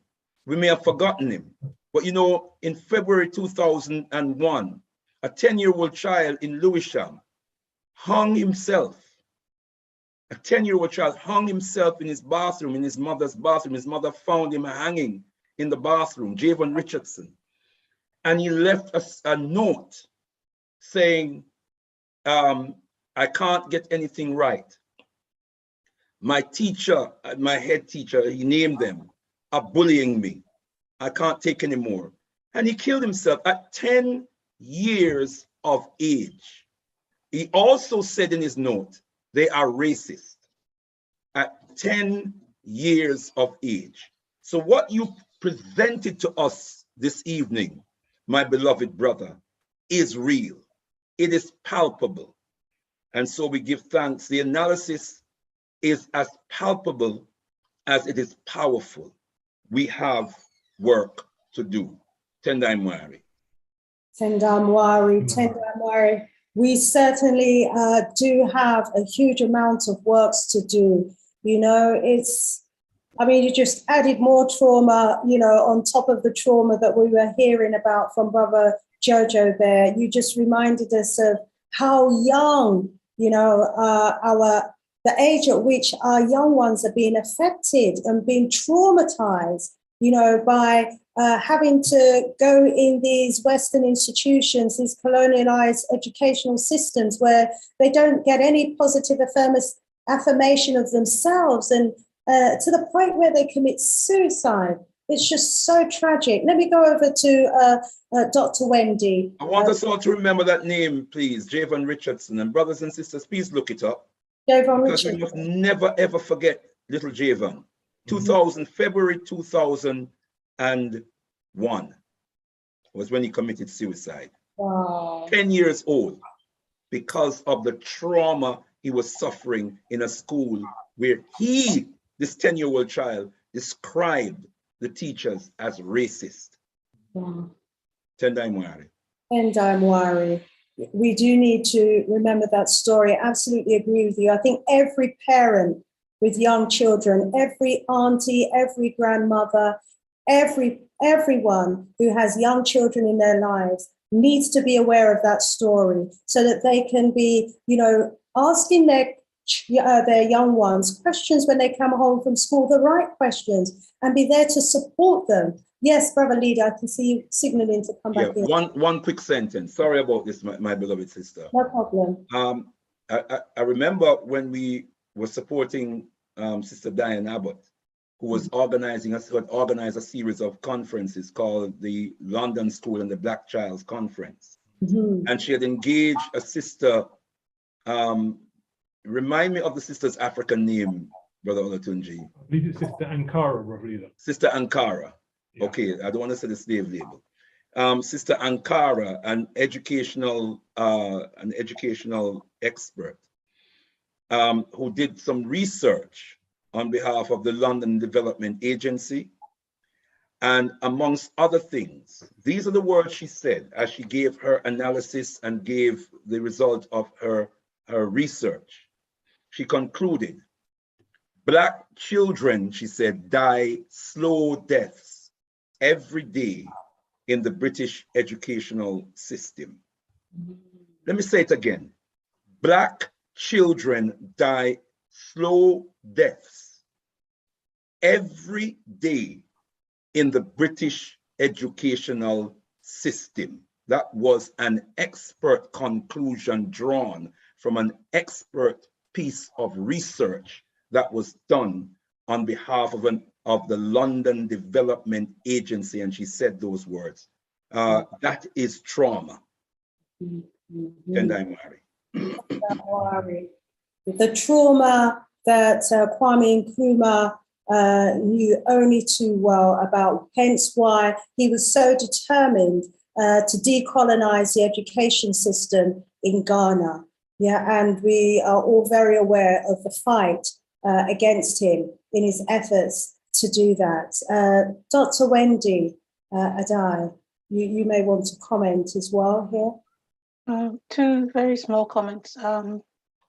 I really enjoyed Brother Joojo's presentation. I think he covered many of the areas I and maybe others would have wished to cover. So it's as if we each chose an area and were able to cover the whole tapestry completely. So thank you for that. I really enjoyed it. I'm in great admiration. The story of young Jayvon Richardson, I mean, it's brought tears to my eyes. And sorry, my sister. It's okay. No, I needed to hear that. But I've shed tears over this situation myself, so I know how you feel. I can't believe a 10-year-old would be driven to that. That's bad. Yeah. Yeah, it's very, very tragic indeed. Our elder has left some comments for us in the chat.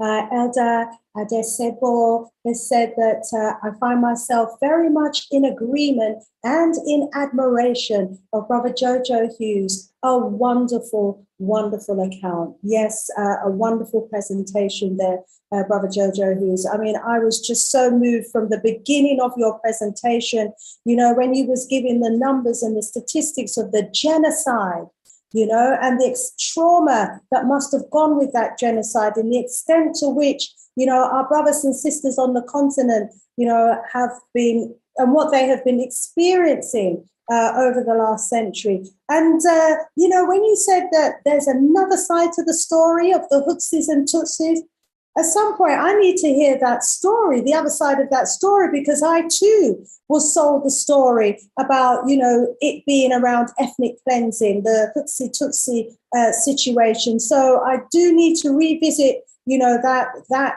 particular historical account, that pseudo-historical account, and get the true history of what happened there in Rwanda. And then, you know, to think that it is linked to colonization and then being colonized as a nation and then having a big sign saying we did not ask to be colonized. And to think that, you know, I mean, how many people got wiped out?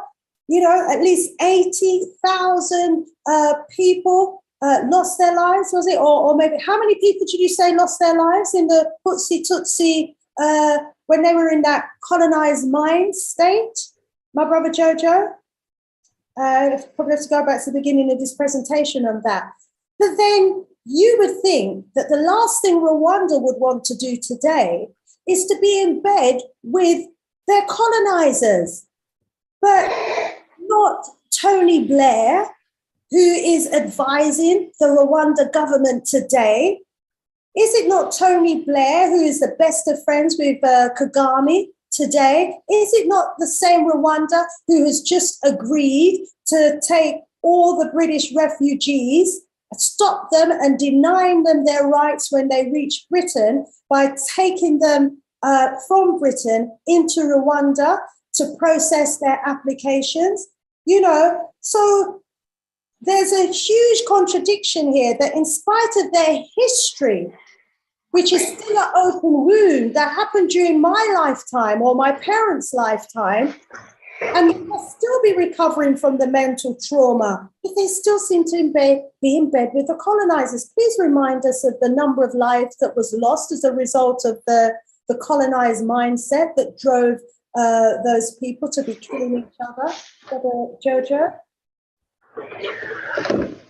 I don't have the figures, but I think it's in the hundreds of thousands, and I could be wrong though. But having said that, okay, having said that, go ahead. Yeah, having said that, the suicide that we just talked about. I mean, I worked among the people called the Eskimos, and they call themselves Inuit. I lived and worked among the Inuit for close to 15 years up in the Arctic part of Canada. Yeah. And suicide among the Inuit, that's through the roof. And anytime that the suicide epidemic, it becomes an epidemic. Like one child commits suicide, and before that epidemic is over, maybe 20, 30 children across the whole of Nunavut commit suicide. Oh, no. So the trauma that we feel, and I think you see, we all have to get naked on this. And I don't mean taking off our clothes, but dealing with our own traumas. I look at myself and I think I'm okay. But if I tell you that I was punished in school for speaking Cree, and then I grew up and became a teacher and punished another child for speaking Cree, I did it. And trauma. These are things that trouble me. What other traumas do I have that I have not dealt with? I don't know. It's like you grew up, before you were born, your mother had a pot of gold under the bed, but somebody steals it and you don't know they stole it. That's the trauma. And then you can grow up, meet the person who stole your mother's gold, and don't even know they stole your heritage from you. So these traumas are hidden, and the earlier we deal with them. I mean, I know sometimes when you talk about trauma, we think, we're going to see psychiatrists and all that, but some of it is just like simply changing the curriculum that we have. We're still teaching consignment history. I have looked at Ghana's history curriculum. And they're saying, and they're asking the children, how many Europeans came to live among us? And I'm thinking, live among us? These people have the domination code. So today we have American soldiers having, over 100 bases across the continent, and they're living among us. No, they're still subjugating us. And before I hung up, in 1948, the US realized that British power was waning, and they put together a plan to recolonize Africa. They actually did. But they decided to do it the US is no different from Rhodesia. It's a settler colonial government. That's what they are. But they've hidden it so well from us that we don't even know. Killed over 90 million Indians. And we don't even know the trauma. So the earlier we deal with this, I remember the group that did the Osagyefo youth movement. I met their leader about 3 years ago when we were having a project in Ghana, and he approached me, and he's dead now. And he said, Joojo, I don't want to die in a new colonial Ghana. What can you do to help? Unfortunately, he died in a new colonial Ghana. And if we don't do something, all of us are going to die in a new colonial Africa and a new colonial world. I'm done. Thank you, Brother Joojo. Brother Leader, you signaled you wanted to come in.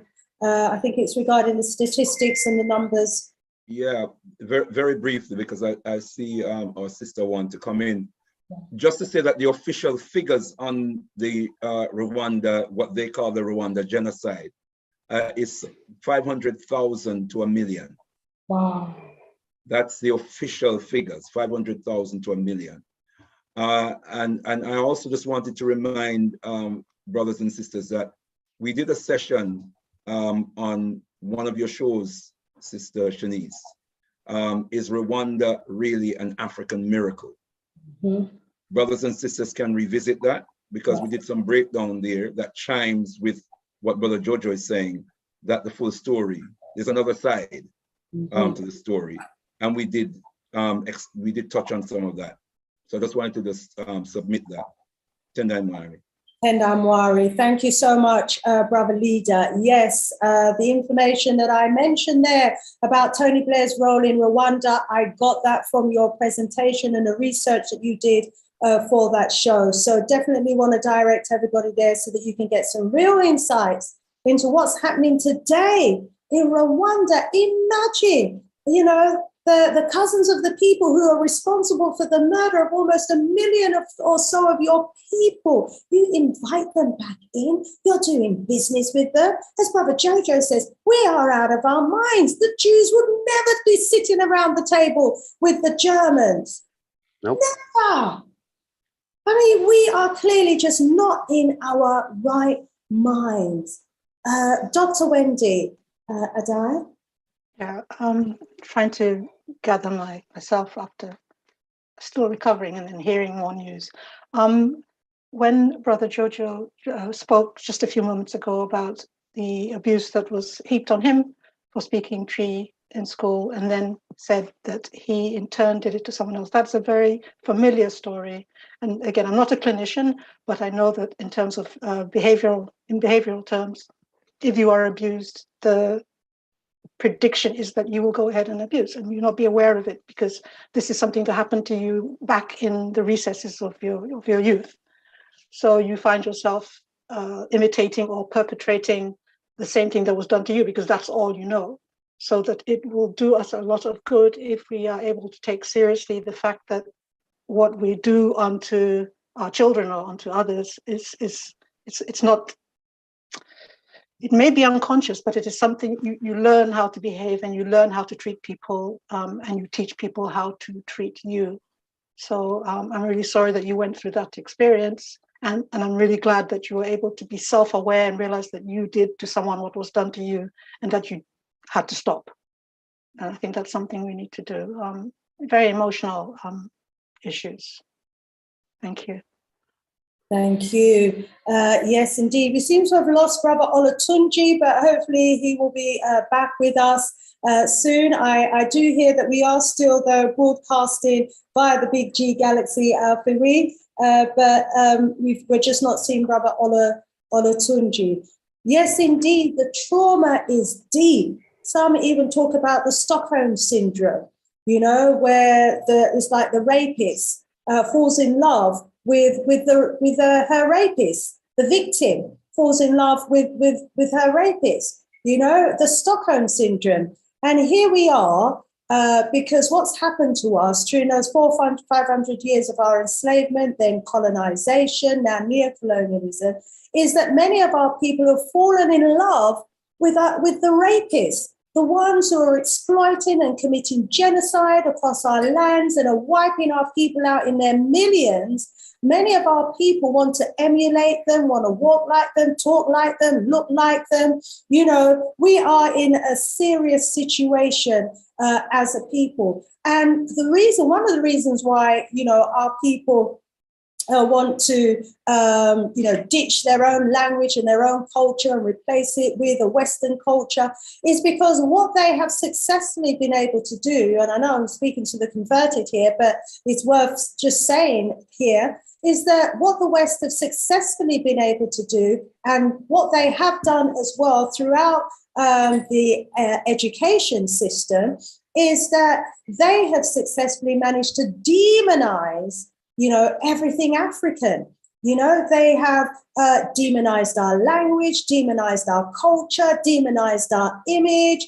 demonize, and they continue to do that until today through their media, through their magazines, through their education system, through their Hollywood, even Bollywood is demonizing and creating a new Indian image. The Chinese are doing it. They're all going for this white is right and white is right and black is something to be abhorred, and denigrated. And so then we wonder, with our children now coming into the world and being exposed to this world where, everything African is being demonized, everything that looks like them is being demonized. And then we wonder why there is the self-loathing. We wonder why they hate themselves. We wonder why, they will look another brother in the face and shoot them and kill them without flinching, because they have been indoctrinated and brainwashed into hating themselves and the image of themselves. And, it continues, the self-loathing continues until today. Hence why Kwame Nkrumah's efforts to decolonize the curriculum was just so important, because it's the curriculum and the miseducation. And we got the example of that from Brother Joojo, how many white people settled among us, how many Africans were slaughtered and how much genocide was committed on these lands, and how many Africans were removed and put into, concentration camps or on barren lands so these so-called settlers can take over your lands. That's what we ought to be asking our children on the continent of Africa, so they get an understanding of who the indigenous people are, when the invaders came in, how they came in, and the atrocities that were committed on their lands as a result of these invasions. And we've heard, some of the atrocities in the presentation that we just had. Brother Olatunji, good to see you back in the house. Let's hear from you following our brother's presentation, my brother. Tell my sister Shanice, apologies for that. Zoom let me out, they won't let me back in again, but I fought it and I'm back. I just want to go through some of the WhatsApp we've been receiving, but I just want to highlight a point, a term that Brother Joojo utilized, which was post-traumatic colonization syndrome, which I think is one we really do need to look at and grapple with, especially on the context of the African continent. And again, in Rwanda, in the current context, with the recent news of what they've been up to with Boris Johnson and his cohorts. But let me go to some of the texts on WhatsApp that have come in. This is from Russ Quadro. I think he's done this. Can Elder Brother Joojo speak on the issue of language vis-a-vis school children in Ghana, please? This is one from number ending 265, and he says, Tendam Right was a good presentation up until the conclusion. The linking of our future with Christianity via the Black Madonna and child is a continuation of our trauma. Traditional African spirituality has had no need of a Messiah that died on a cross. We have our own system connecting with our ancestors to verify and articulate our truths. Africans are divine because we know that the spirit that dwells within is linked, belong to the divine. Also, that divine spirit exists in every single thing that exists in the universe. Hence, we need not look into Islam, Christianity, Judaism, or any foreign religion / philosophy. And another one from the same Texas 265, Tendamai, the Hutu and Tutsi are fourth division created by Europeans, the Jesuits, when they went back in the region and sent back a message. So let me just quickly say and finally say this from Brother Kwame Addae. Hotep again, Brother Joojo, Addae to you for your inspiration, Brother Jayvon Richardson, an unjustly racist suicide done by racists who immorally oppress and bully our young boys.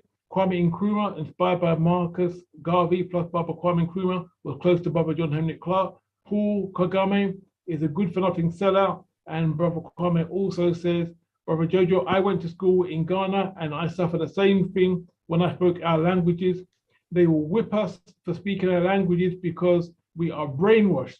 Give thanks for those texts from Brother Kwame and Russ Quadro and 265. That's on the number 07377 920703. Can also call in, sisters and brothers, if you want to, on 020-3289-6504. Tender my Sister Shanice, over to you. And I'm Wari, Brother Olatunji. And let's encourage our brothers and sisters to call in, to join in the conversation. Please give them the hotline number again, should they wish to call in. Please, Brother Olatunji. Indeed, 020-3289-6504. You can call in on that number, sister and brothers. Time is short, so if you can do it soon. Don't call it in at 5 minutes to 10, because that's not really gonna fly this evening, sisters and brothers. But call in now, 020-3289-6504, or text in, as I said, or WhatsApp in on 073-77920703. Tendamwari. Oh, the trauma is deep. Brother Joojo, yes, let's bring you back in. Yes, I was wondering if one of the questions was addressed at me about the fact that we should leave Islam and Christianity and stick to African spirituality. Was it directed at me? And if it wasn't, I probably still want to weigh in a little bit on that. Brother, I think it was, Brother Joojo, let me just, I think it was. I think it was in relation to the presentation. So yes, I think probably it was directed towards you. So please feel free to respond to that comment. This is what I'd like to say. The few people that I've interacted with up to this point will probably know my views on Christianity, and I can easily share them. I mean, I was a very young boy in Ghana growing up, and in 1960, I believe it was earlier in Nkrumah's administration, I had grown up an Anglican. And I think around age 13, I mean, I grew up Anglican, I went to Anglican primary schools, I went to an Anglican missionary school, and I was a dyed-in-the-wool Anglican. And at age 13, the Archbishop of Accra, the Anglican Archbishop of Accra, called Nkrumah godless. Now, this was me with a young pioneer badge, a dyed-in-the-wool Anglican. I was torn. And at that tender age of 13, I knew I had a decision to make. And that's when I started walking away from Christianity. I have walked away from it since that time. And I'm still searching. And I really don't know. I mean, we don't even know what our ancestors were doing. So I have explored, I've done things.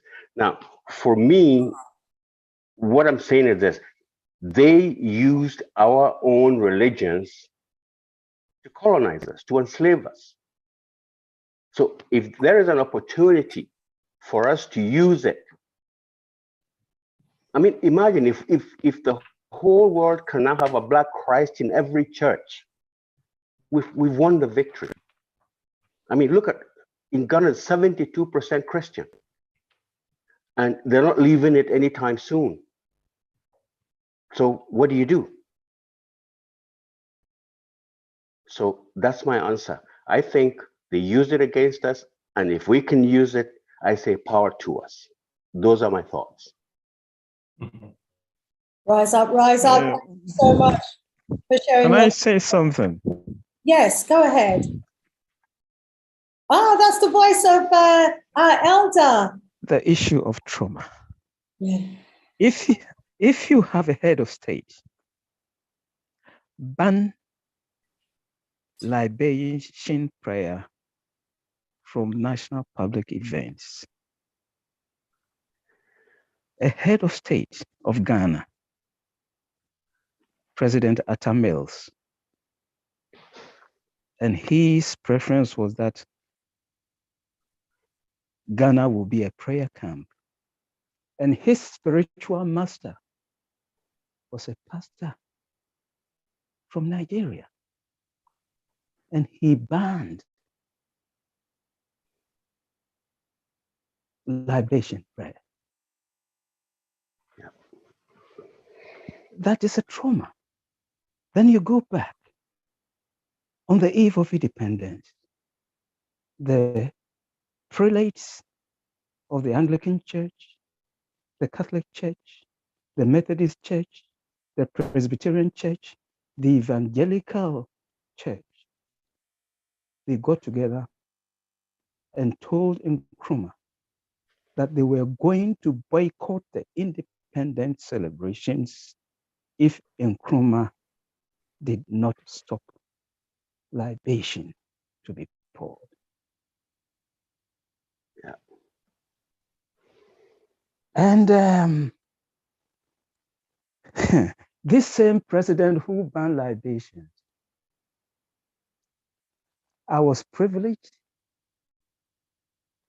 to be sent on a mission by President Nkrumah's literary executrix, June Mill, who published Nkrumah's book, that to give me a personal letter to go and discuss with Nkrumah's personal items and books and others that she retrieved from Guinea, that she said that the home is in Ghana. So if they can provide conditions for Nkrumah's works, books, and other things to be kept in Ghana for posterity, as though she had given some of it to Harvard University. And I went to Ghana, and the president refused to see me. This same president who refused to see me. And now you have a current president who is also building a cathedral in a prime area in Accra, where it was the residence of judges and others, and the newly built houses grazed them down. And he's building a cathedral and a Bible museum. And he got imported from Israel a stone that was put and buried under the altar that they are building for the cathedral. This is Ghana in 2022. So the trauma is deep. It's deep. It's really, really, really deep. Where even Ghana is concerned that you will have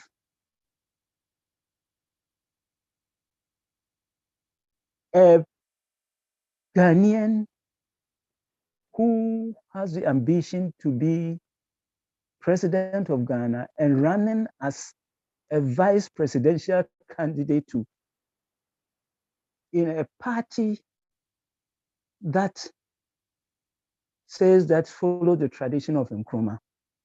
And this gentleman graduated from the University of Ghana with a first-class degree in political science.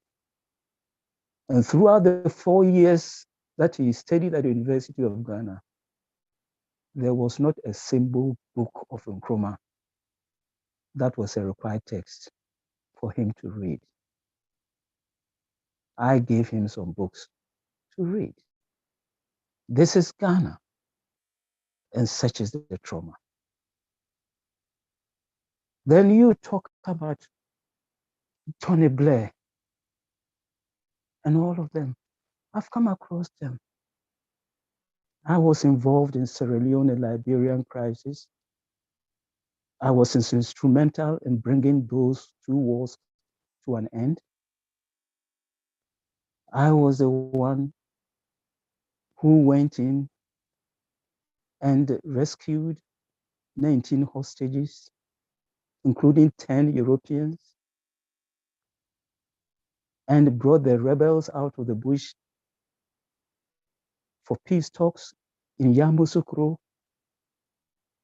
in Côte d'Ivoire, Ivory Coast, which ended up in the 1995.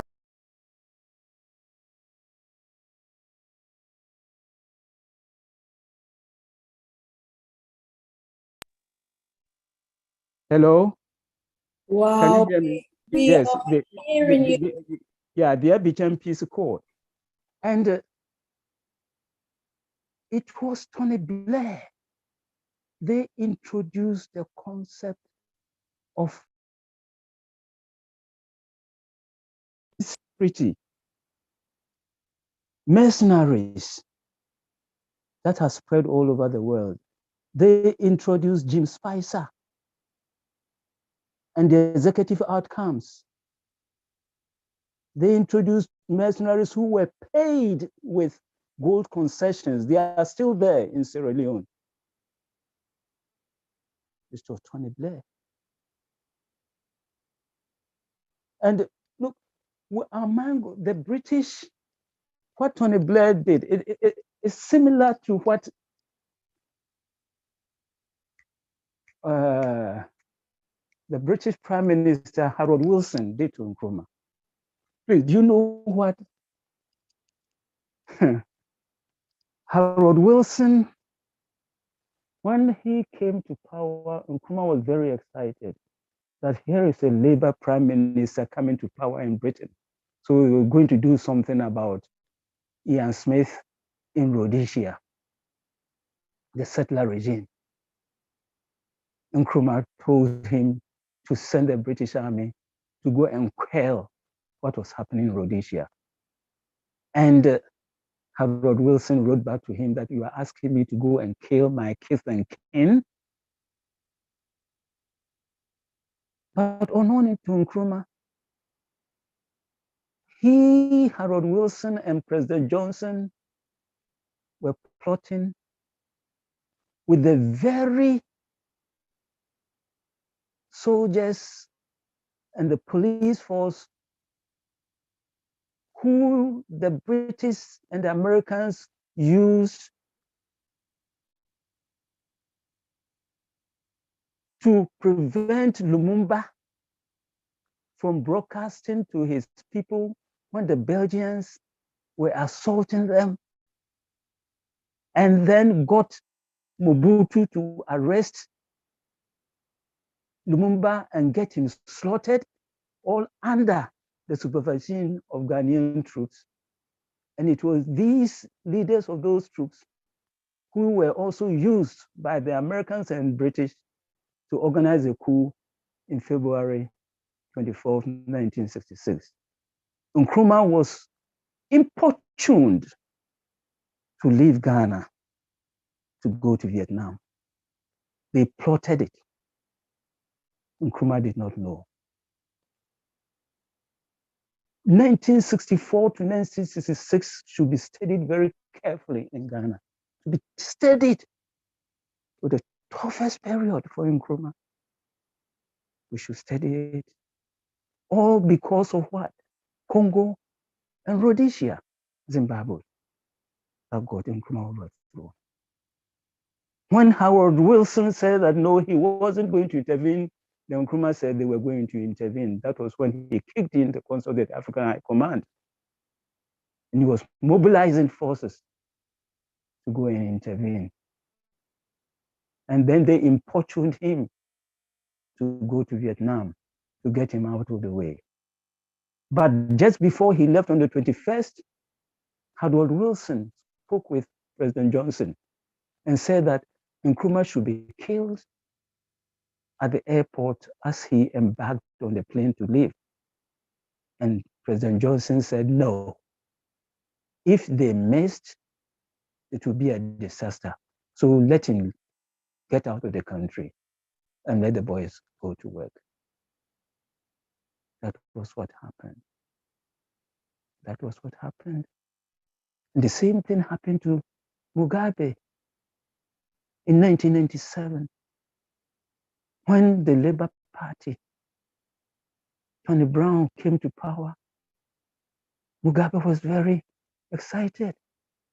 Oh, the Conservatives and the Lancaster Agreement and all that, we have a Labour Party that is in power. Oh, they are going to help us deal with the problem and all that. And they sent the agriculture minister to come and see what is this Birmingham lady who was minister of Claire Short. Yes, Claire Short.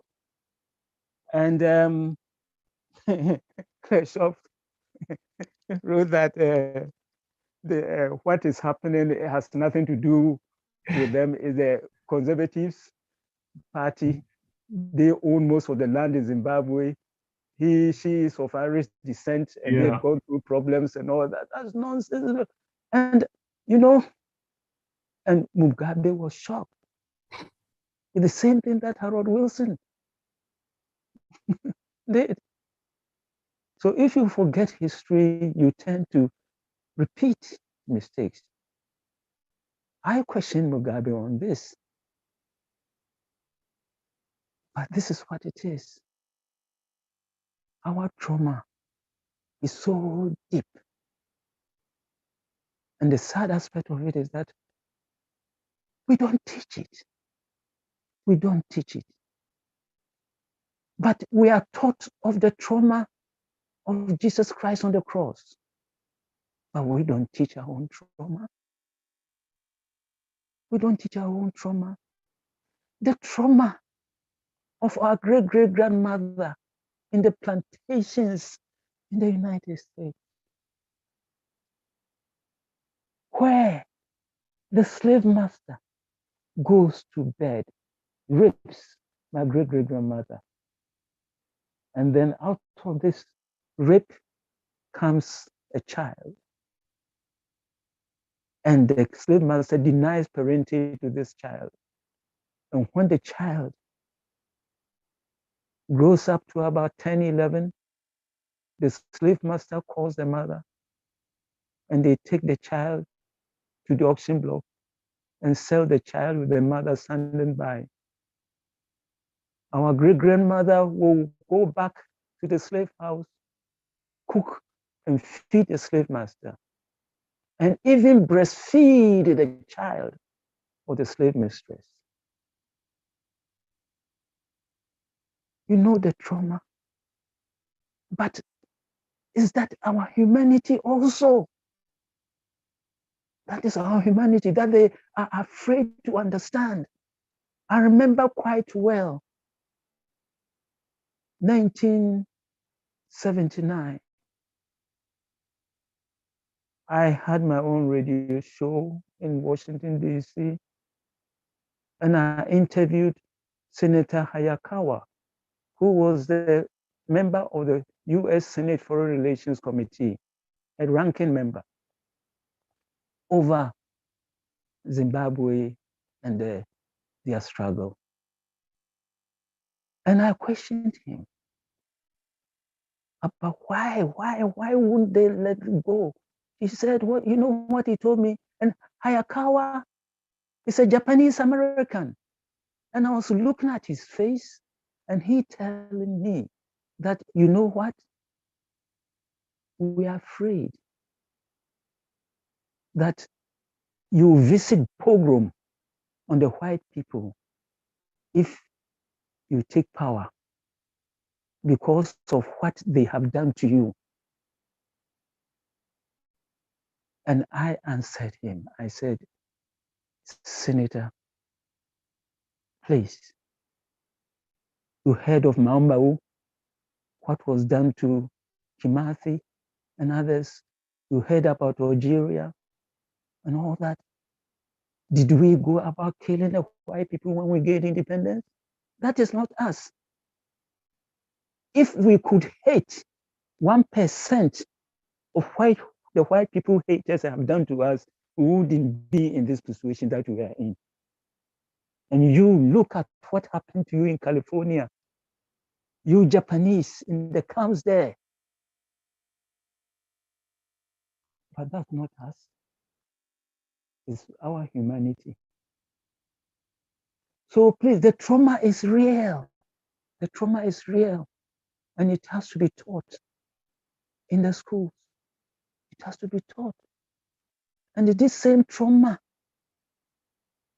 that has affected our sense of identity. And that got me fired up that we have to do something about it in this United Kingdom. we have to fight to decolonize the curriculum so that every child growing up in the United Kingdom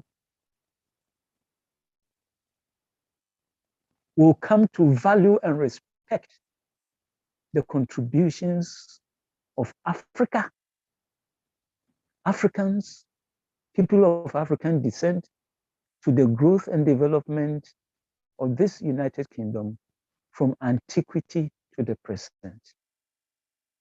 I won't go that far back, but I'll go to the 2nd century, when the British themselves said that they were being disturbed and attacked by the savages from the north. They had come and destroyed the Hadrian Wall, and it took an African emperor of Rome, Septimius Severus, to come rebuild the Hadrian Wall and give back the freed nails of the British and gave them 100 years of peace. But what was remarkable about Septimius Severus was this: he never ate British food. He imported his food from Africa. Thank you very much.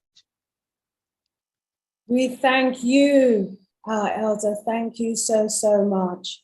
The trauma is deep. The trauma is indeed deep. Wow, wow, wow. We are 10 minutes away from the top of the hour. Wow, those 3 hours have literally just flown by. Brother Olatunji, let me go over to you in the studio in Galaxy and find out if you've got any callers on the line, or if you have any questions, comments in response from the listeners to what our elder Addae just laid before us. Wow, wow, wow. The trauma is deep. Post-traumatic colonization syndrome.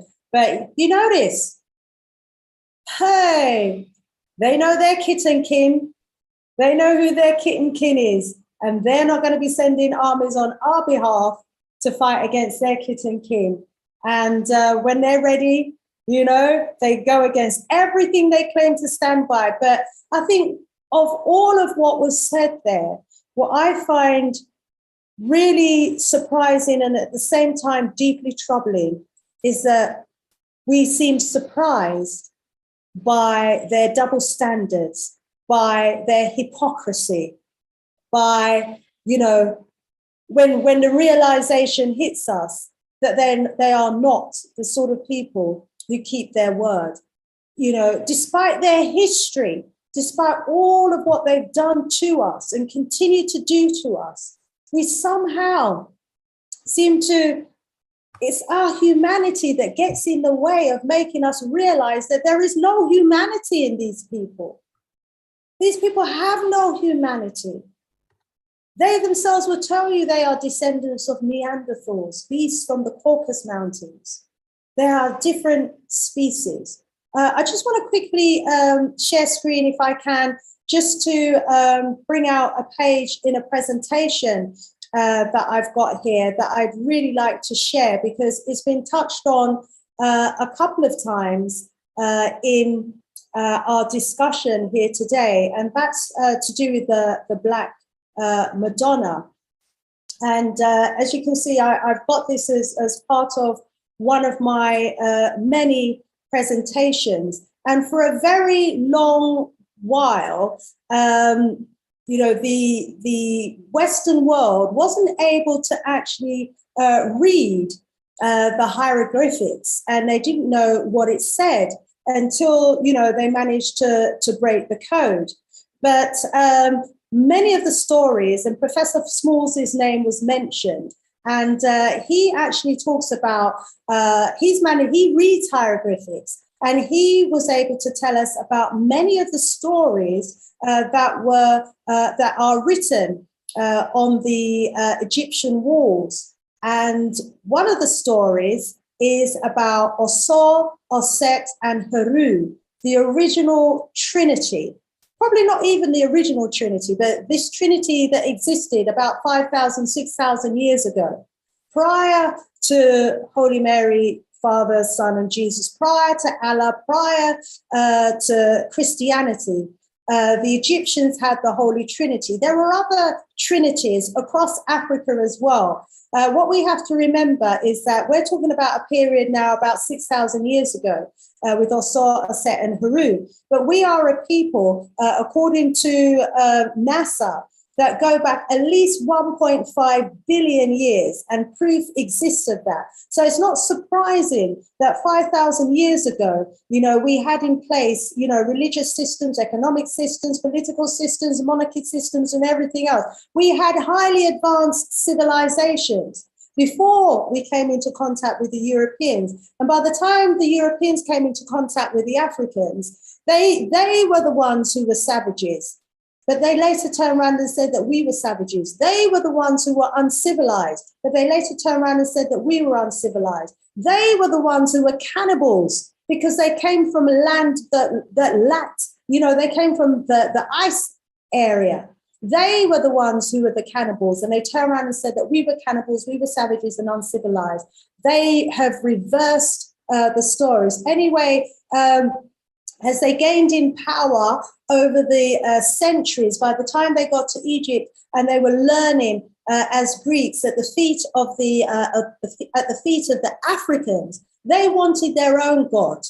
They wanted their own God. We had Osor, Aset, and Heru, and we turned around our African priests, under duress, gave them the gods, and they named Osor Osiris, Oset they called Isis, and Heru they called Horus. So the Greeks were given Osiris, Isis, and Horus, which the Romans, when they came into power, adapted and called Joseph, Mary, and Jesus. Mary and Jesus, the original mother and son, was the original Osor and Heru. And there we have the original mother and child with the sundial on top of her head there, because they acknowledge, the sun and its creation, its ability to create. And they also revered the woman. The African woman was revered for thousands and thousands of years. And even until today, over many parts of Europe, you can still find many, many sculptures of the Black Madonna and Child. So, the Black Madonna was worshipped all over Europe, and came, from the Isis and Horus, which came from Oset and Heru. They also took the 10 Commandments from the 42 negative confessions that we had, which I learned recently from the Dogons, actually came from the original 77 laws. So we had 77 laws, call it the laws of Mahat, the 77 laws, and the 42 laws of confession, those 42 actually came from someone who was giving their negative confessions from the 77, what they were unable to comply with. But because of time, I'm going to have to stop there. Let's go over to Brother Olatunji so that he can wind up on the Big G Galaxy Afiwi. My gift thanks, Sister Shanice. Yes, we're going to have to leave the discussion and reading here on galaxyafiwi.net. But, sisters and brothers, flip over to YouTube and carry on reasoning on the Sister Shanice show. So we're going to say give thanks and praises to all of our guests. Sister Dr. Wendy Addae, our brother Joojo Hughes, our brother leader Mbandaka, Sister Shanice, our host as well this evening here on the Big G, as a live simulcast between Africa Speaks for Alkebu-Lan and the Sister Shanice show. Join us again, sisters and brothers, next strong between 7 p.m. and 10 p.m. We talk it straight and make it plain. Randy would say 10 damn right, and stay tuned, sisters and brothers, on galaxyafiwi.net for the one and only SG. 10 damn right. It's been a privilege and an honor rising up the entire Galaxy family. We have been going for 3 hours, family. I certainly don't intend to keep our guests for much longer. But yes, Galaxy family, if you want to switch over maybe for 15 minutes or so, Dr. Addae, Brother Joojo, Brother Leader Mbandaka, maybe just for 15 minutes or so to wrap up. Let's go to the chat and see what comments we've got in the chat. Tag 5104 says, impressive, Brother Hughes. He's really impressed with your presentation. He says, suicide statistics on reservations is highest than any other population. Mundeli says, Rwandan genocide, as the author Charles Onana wrote, the Tutsi killers in the heart of the Congolese tragedy in 2004 said, you will see the role that the imperialists have given to Kagame. Wow, wow, wow. Hotel Rwanda, what a movie. A bit close to the truth, but a turnaround in the country. Vudum, Patpa Jeezy for that. Tag says also equal access in education in name only. Equal access to education has never been fully extended to people of color in the US, despite popular Western opinion. History has been sanitized. Sister Shanice, most of us are unaware of the history of colonization. That certainly is the truth. We're getting figures of around 900,000 that were killed in the Tutsi war. And, T is saying, will Africa be able to recover from colonization and neocolonialism without a United States of Africa? In closing, let's go over to our guests, first of all, for a response to that question and some closing remarks. First of all, Dr. Wendy Addae, can we ask you to respond to that question? Do you think Africa will ever be able to recover from colonialism and neocolonialism without what Kwame Nkrumah was calling for, a United States of Africa? That's a very deep question, which divides opinions across the board. My own thinking is that yes, it will be possible, but it will take a lot of self-discovery and honesty and dialogue. And it's not easy. At the best of times, it's not easy. And when you are already sort of beset by all sorts of problems caused by where you are in the world and how you have to deal with the world, then it becomes more difficult to put yourself in a position where you can come together. I mean, our biggest problem is finding that unity, which means people having to give up some of their cherished ideas, which may be wrong, and picking up new ideas and being open to having made mistakes or to new ways of looking at life. So I think it is possible, but I don't think it will be an easy journey. Sorry to be so facile, but it's not an easy question to answer. Thank you. Thank you. I agree. It's not an easy question to answer. Let's go over to our other esteemed guests, Ebusuabaatan, Joojo, Hughes. Well, thank you very much again for the floor. I am very much impressed with what we've been able to achieve today. Dr. Addae, Sister Shanice, Brother Mbandaka, and I believe Bro Olatunji, and especially Addae Sibo. And I'm just going to do a little plug here. Addae Sibo and I have been friends since we were 10 years old. And that's how far back we go. And I'm happy to call him my mentor. I haven't told him this, but today I'm telling him. There's one thing that sometimes hits me. I think our mothers, we had a different feel for our women. And the evidence is there across the whole of the continent. You see queens and princesses that stood up and fought the colonialists. So we want your energy. We want you. We need you. We need your strength. My mind goes to Yasantua, which I'm sure we've all heard about. When the going got tough and she couldn't take it anymore, she took on the British. And I am pleased to say she won. Don't let anybody tell that she lost that war. She won, because the war was about getting the golden stool. And did they get it? No. See, but the history will say, oh, the British won. No, they didn't. See, the British or the white supremacists had basically used superior weapons to mean biological superiority, genetic superiority, or intellectual superiority.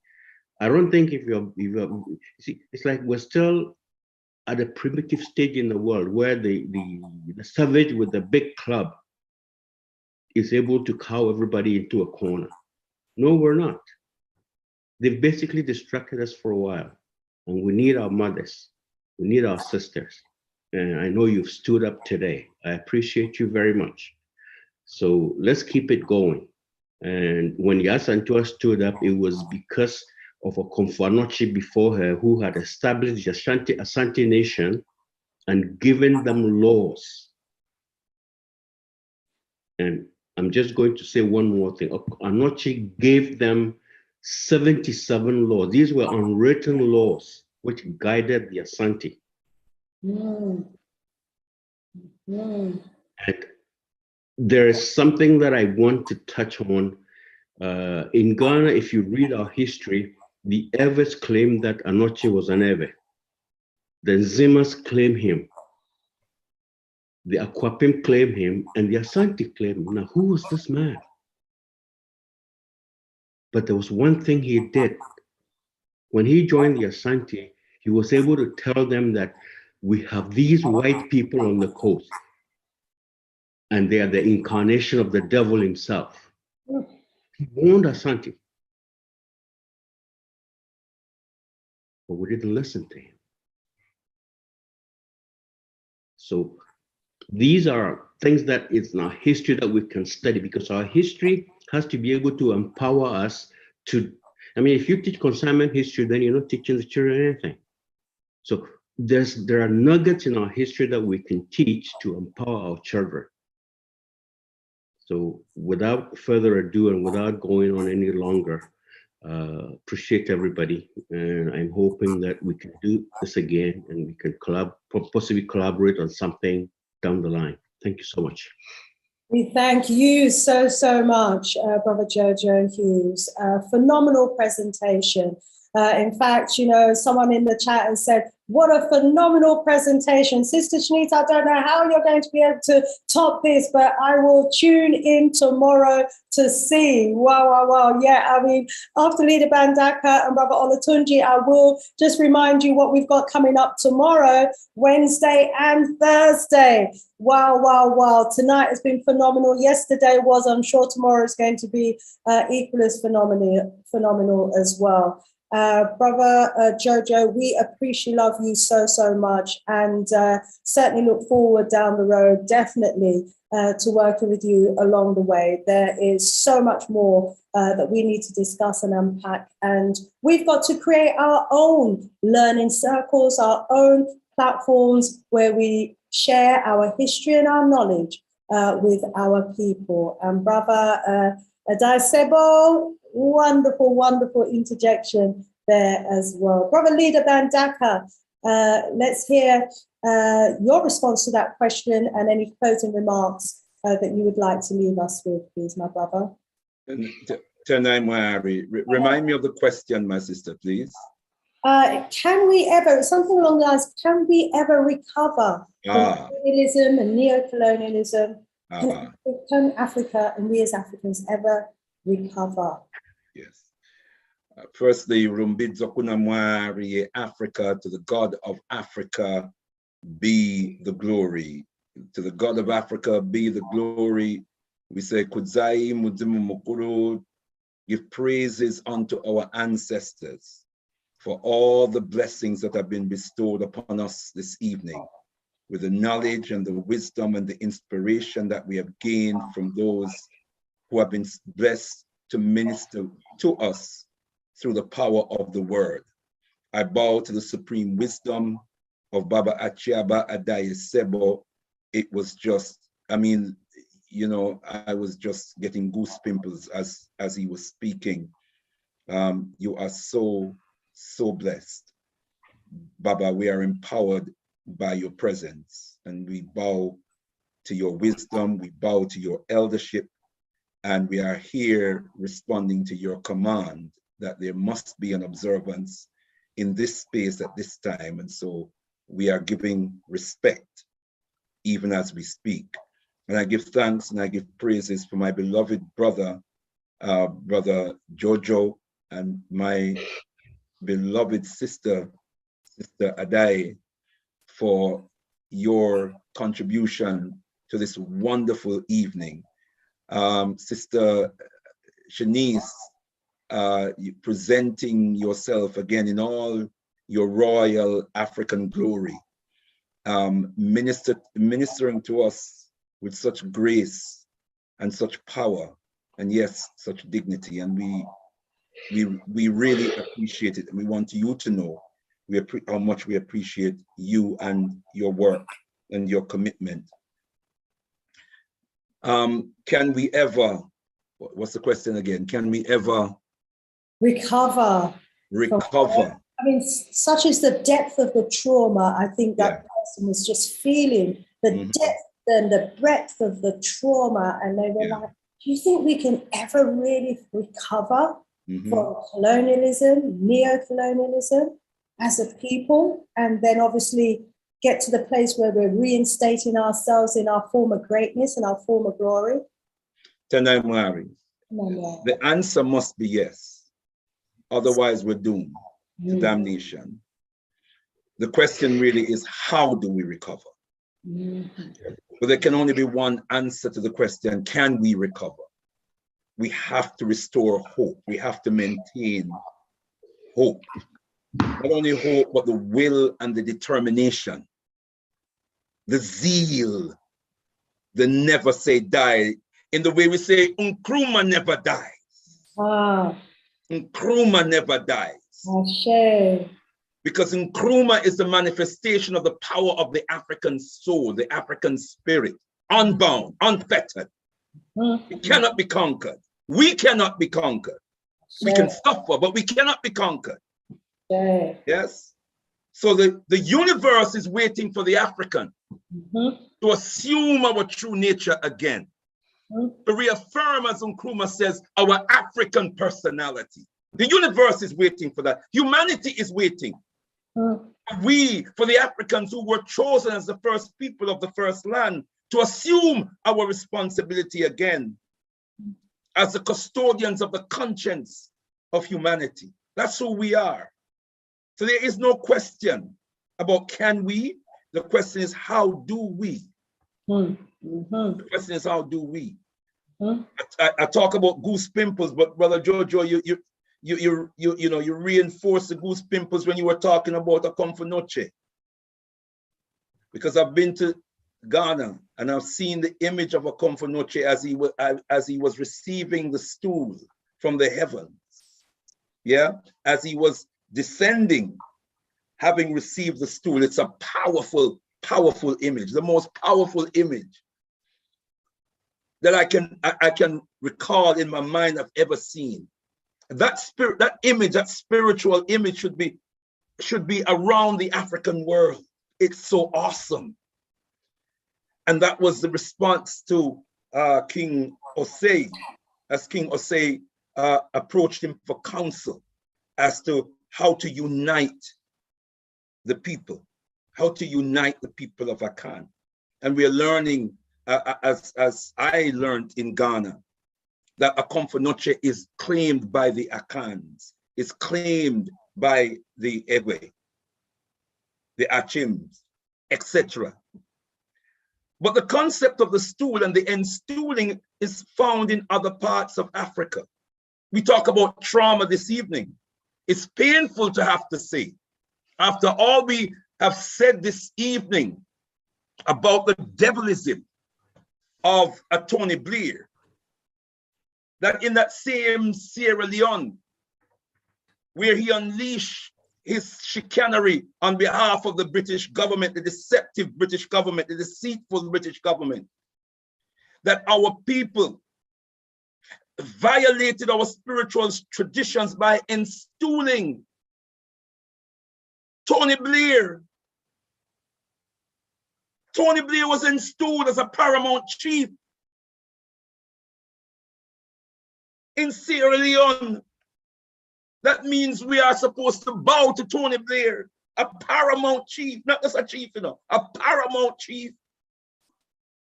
You talk about trauma.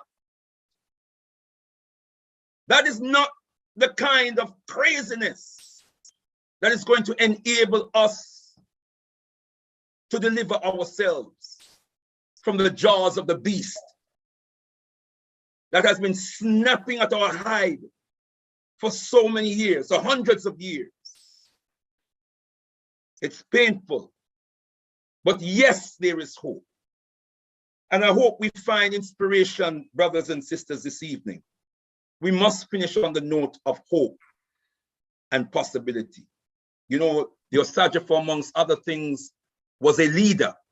And one day we must talk about this concept of leader, because we have misconstrued the essence and the meaning of the word leader. But amongst other things, a leader is a visionary.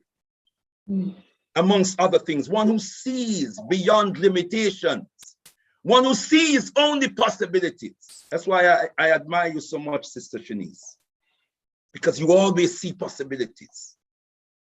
You see the limitations, but you are able to penetrate the limitations, to go beyond the limitations. A leader must see beyond the limitations. That's why we say this evening, can we is not the question. How do we? How do we? We are spiritual people. We are spiritual people. Our great leaders have shown us how to see beyond the obstacles, beyond the limitations, and see the possibilities.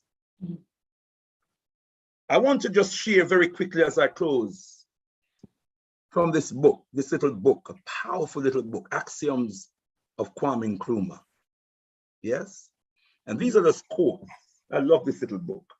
And I took it with me today to the City of London Cemetery, where I visited the resting place of a dear cousin of mine who passed away 2 years ago. I went with her mother. Her mother lives in Manchester, and because of COVID and various other things, this is the first time she was able to visit the grave today. I went with her and my mother and my dearly beloved wife, Sister Kahi. It was a powerful, powerful moment. When my mother and my aunt, my cousin's mother, asked for us to lead the ritual at the graveside. My Christianized mother, my Christianized aunt, gave it over to us because my cousin was a conscious African queen. They gave it over to us.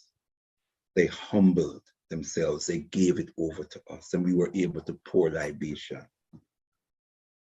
We were able to pour libation, and they communed with the ancestors with us. They drank from the libation bowl. The power of the African spirit. It was a powerful, powerful moment.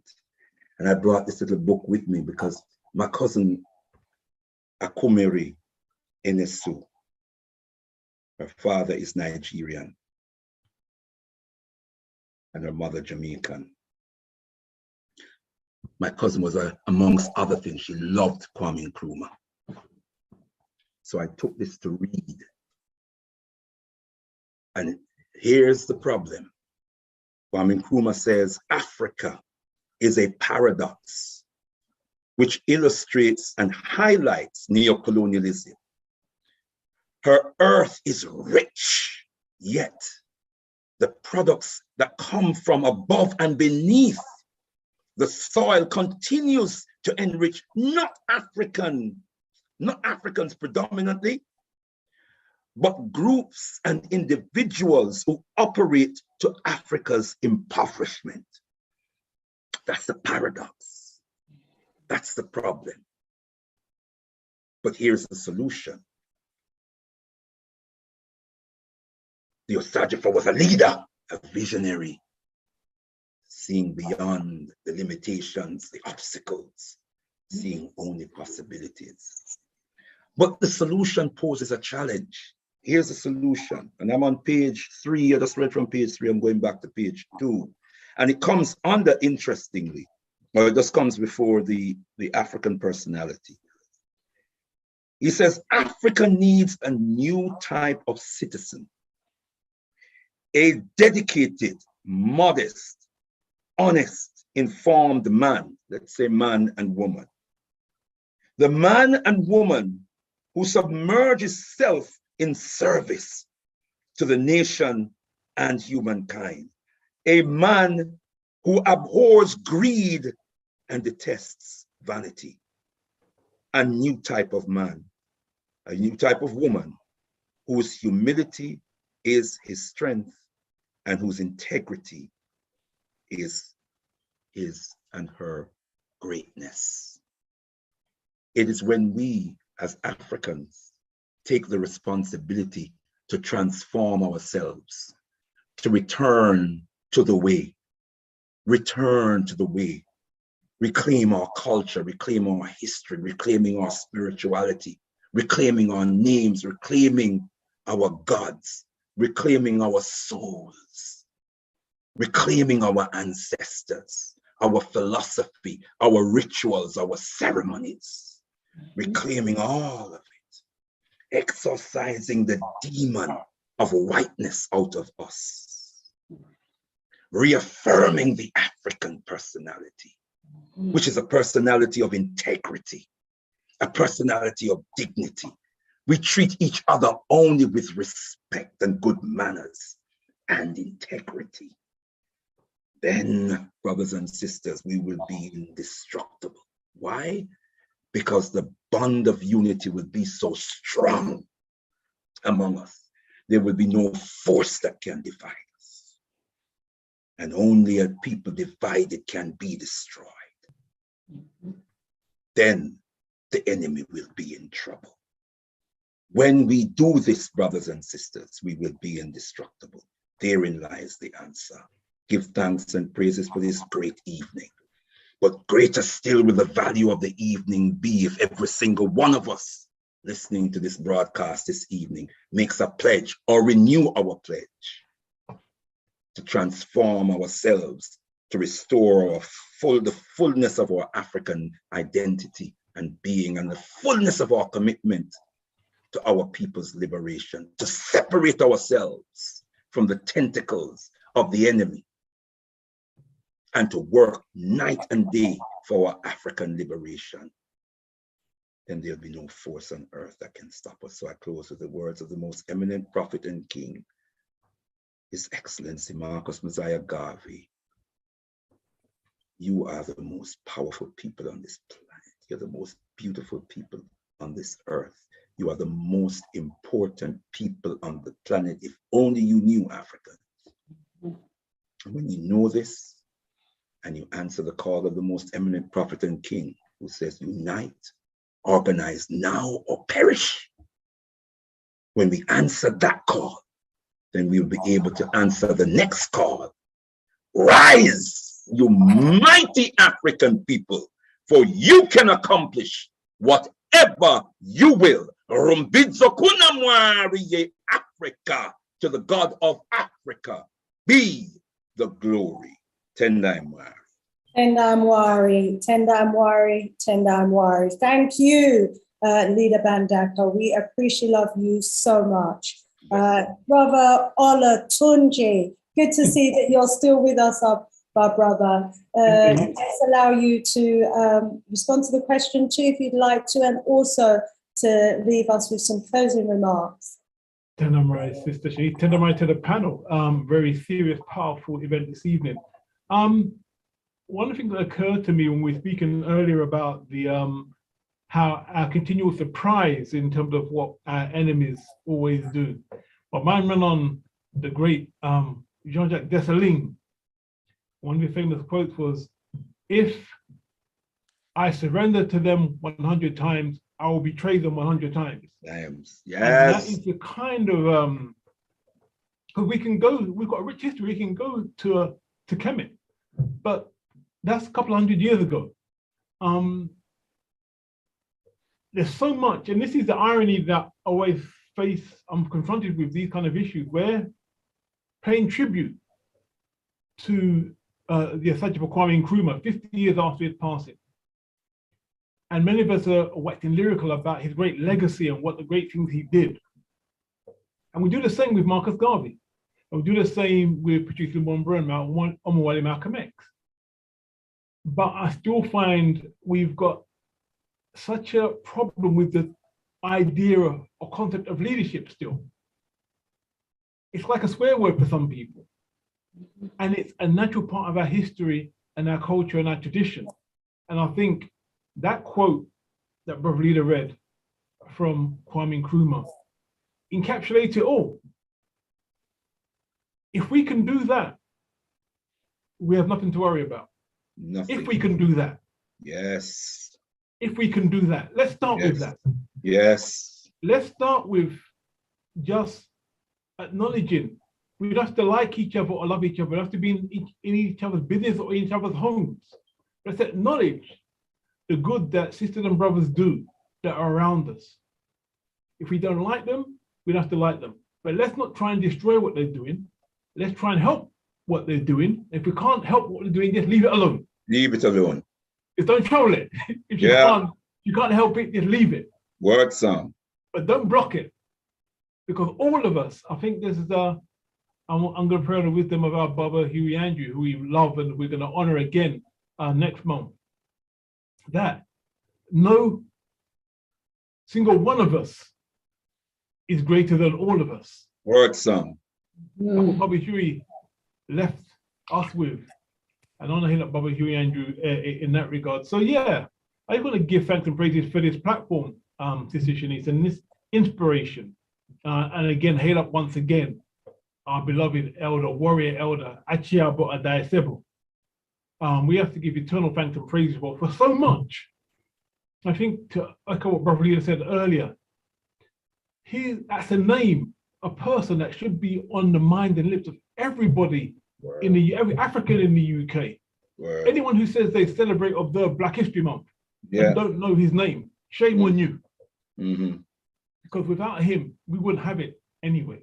So yeah, so I just give thanks and praises for the platform. I say I've tuned in for the last 3 days and it's been enlightening and uplifting. And I just pray that those who have listened in and tuned in and viewed in, logged in from around the world, take some comfort and inspiration from what they've heard and put it to use. Put it to use in our daily lives, in our daily work towards our liberation. So I just keep trying to pray this to you, Sister Shanice, because again, this wouldn't have happened without your inspiration, and I say, and your commitment to see our people rise on this platform. We've seen Sister Shanice go from strength to strength with world exclusives and breaking news so much. So we encourage sisters and brothers, like the video, subscribe to Sister Shanice show, support Sister Shanice, support galaxyafiwi.net, support the African Virus movement, support your local liberation movement, support your local Emmanuel School, Saturday School, sisters and brothers, because these are the kind of institutions that we need to move our things forward. Let us cleave to our culture.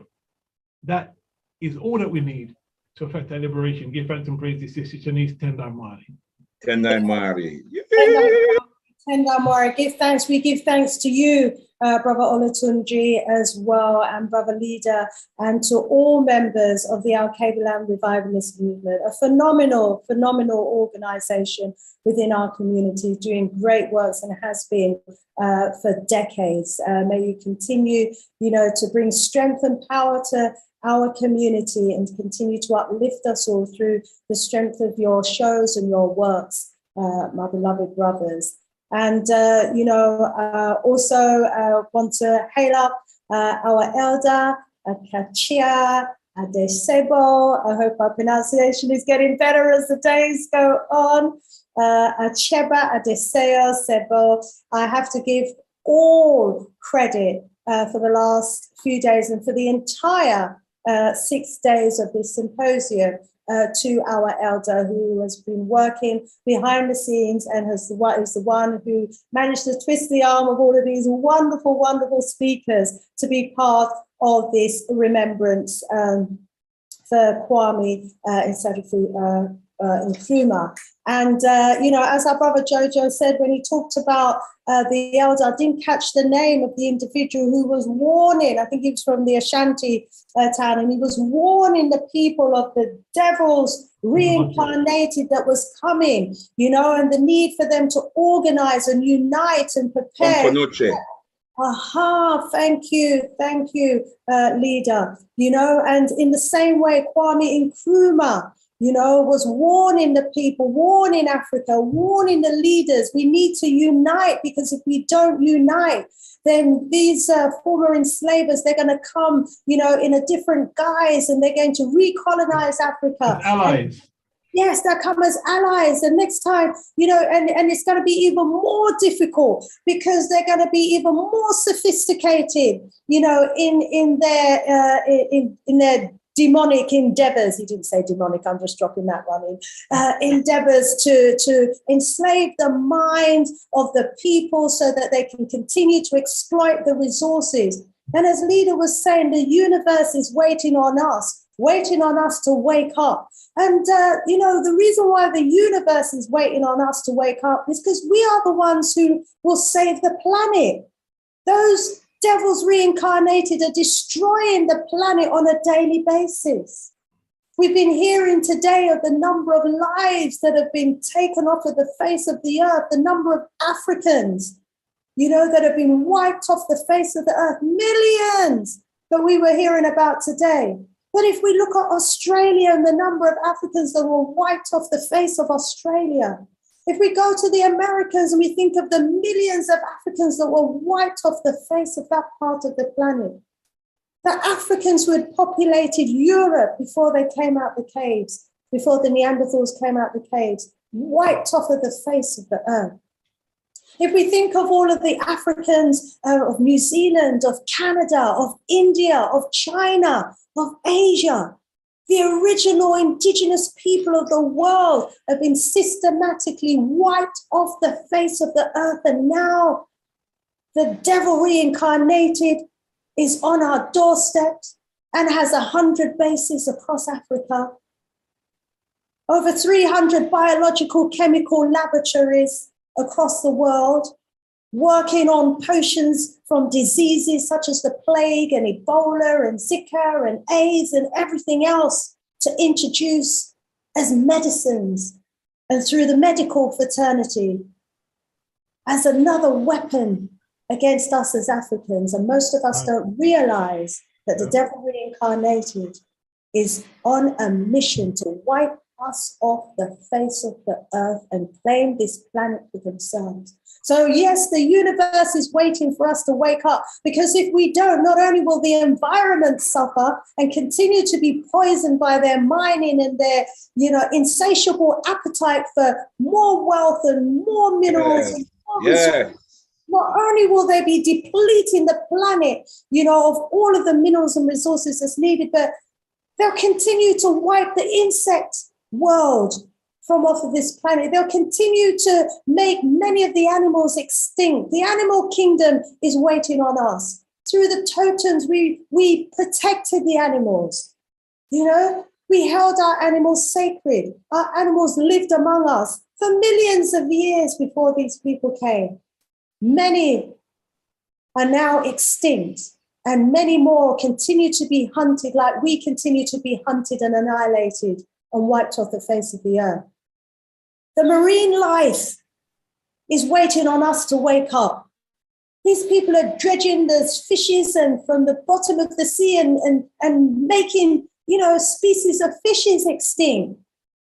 Their insatiable appetite for consumption, is beyond what the planet can maintain. So it's so important that we wake up. Otherwise, human life itself will become extinct. We hear their own people talking about the world being overpopulated and needs to be reduced by how many billions. I think we need to wake up sooner rather than later.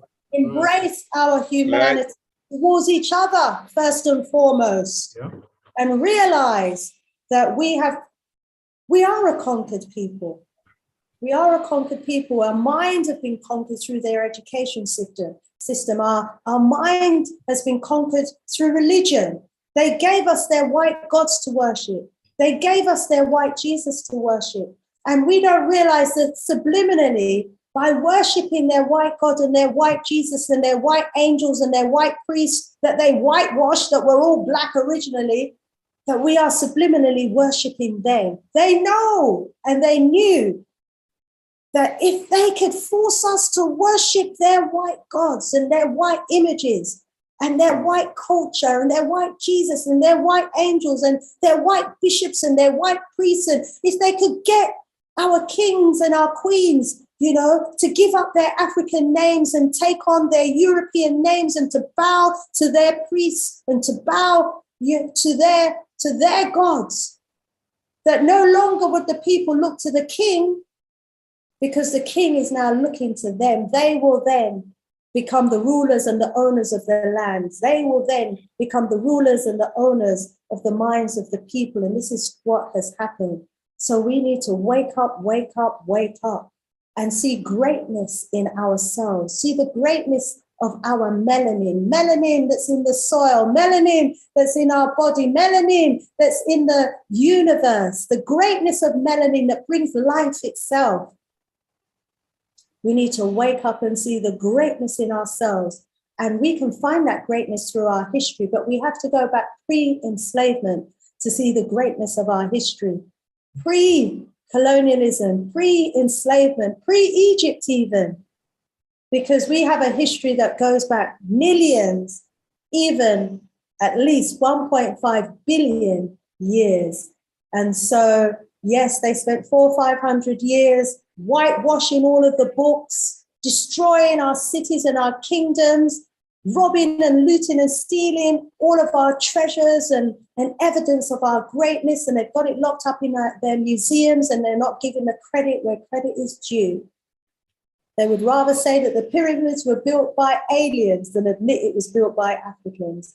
But once we wake up to the reality of who we are as a people, it's all over. It will be a game changer. And Kwame Nkrumah knew this. He knew that if he could decolonize the education system and give us true history and give us the truth of who we are as great Africans, that we would rise as a formidable force and that Africa would rise. And he had, as the beacon for the rest of the world. He knew that this was possible and he was on the road to proving it, hence why he was overthrown. And as it was said yesterday and the day before, he didn't die from the cancer of the body, he died from the cancer of betrayal. And many, many great Pan-Africanists and great leaders and those who are warning us, those who the spirit realm and the ancestors have sent to warn us, are dying from the spirit of betrayal. Magufuli died from the spirit of betrayal. And well over 100 other African former leaders, former presidents, policymakers, decision makers within the last 2 years, kings, queens, have died from the cancer of betrayal. And it's the enemy within that is our biggest problem, because they continue to open the door to the colonialists and allow them to sit at their table, allow them to sit in their parliaments, allow them and their people to make the decisions for them in return for a few trinkets. Today, bits of paper we call pound notes. Yesterday, trinkets, they said were mirrors and other things, but that was a lie. Mm-hmm. So yes, we need to see the greatness in ourselves, value ourselves, return to the 77 laws and apply them to each other first and foremost before we apply them to the rest of humanity and the kind of man that lives among us, the descendants of the Neanderthals and the Denisovans that came out of the caves, the Caucasus Mountains, when the ice cap melted. We need to remember who we are, that we are a different species. We are humanity itself. We are mankind. The others are a kind of man. So family, wow. We've been going for well over 3 hours. Who would have believed that we could have filled so much time? And I want to thank everybody in the audience that have stayed with us.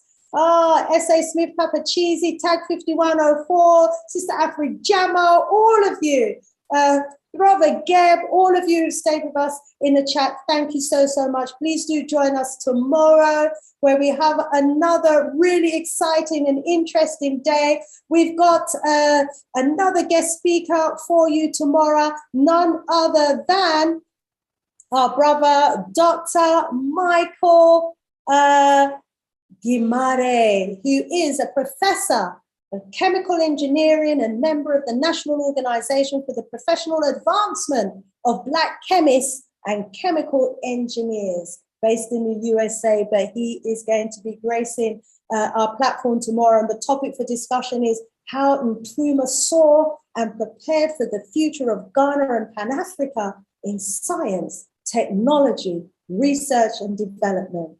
Please do, as Brother Leader was asking you to share, and Brother Olatunji was asking you to share this video. There are many who need to learn from the teachings that we have had today from our great guests. I want to thank again our brother Joojo Hughes. Thank you so much, my brother, for your presentation. I also want to thank Dr. Wendy, Addae. Thank you so much for your presentation. And I want to thank the audience. I want to thank the Galaxy listeners and all of our supporters, the Alkebu-Lan Revivalist Movement. We thank you all so much. All being well, we will be back tomorrow, same time, 6 p.m. West Africa time, 7 p.m.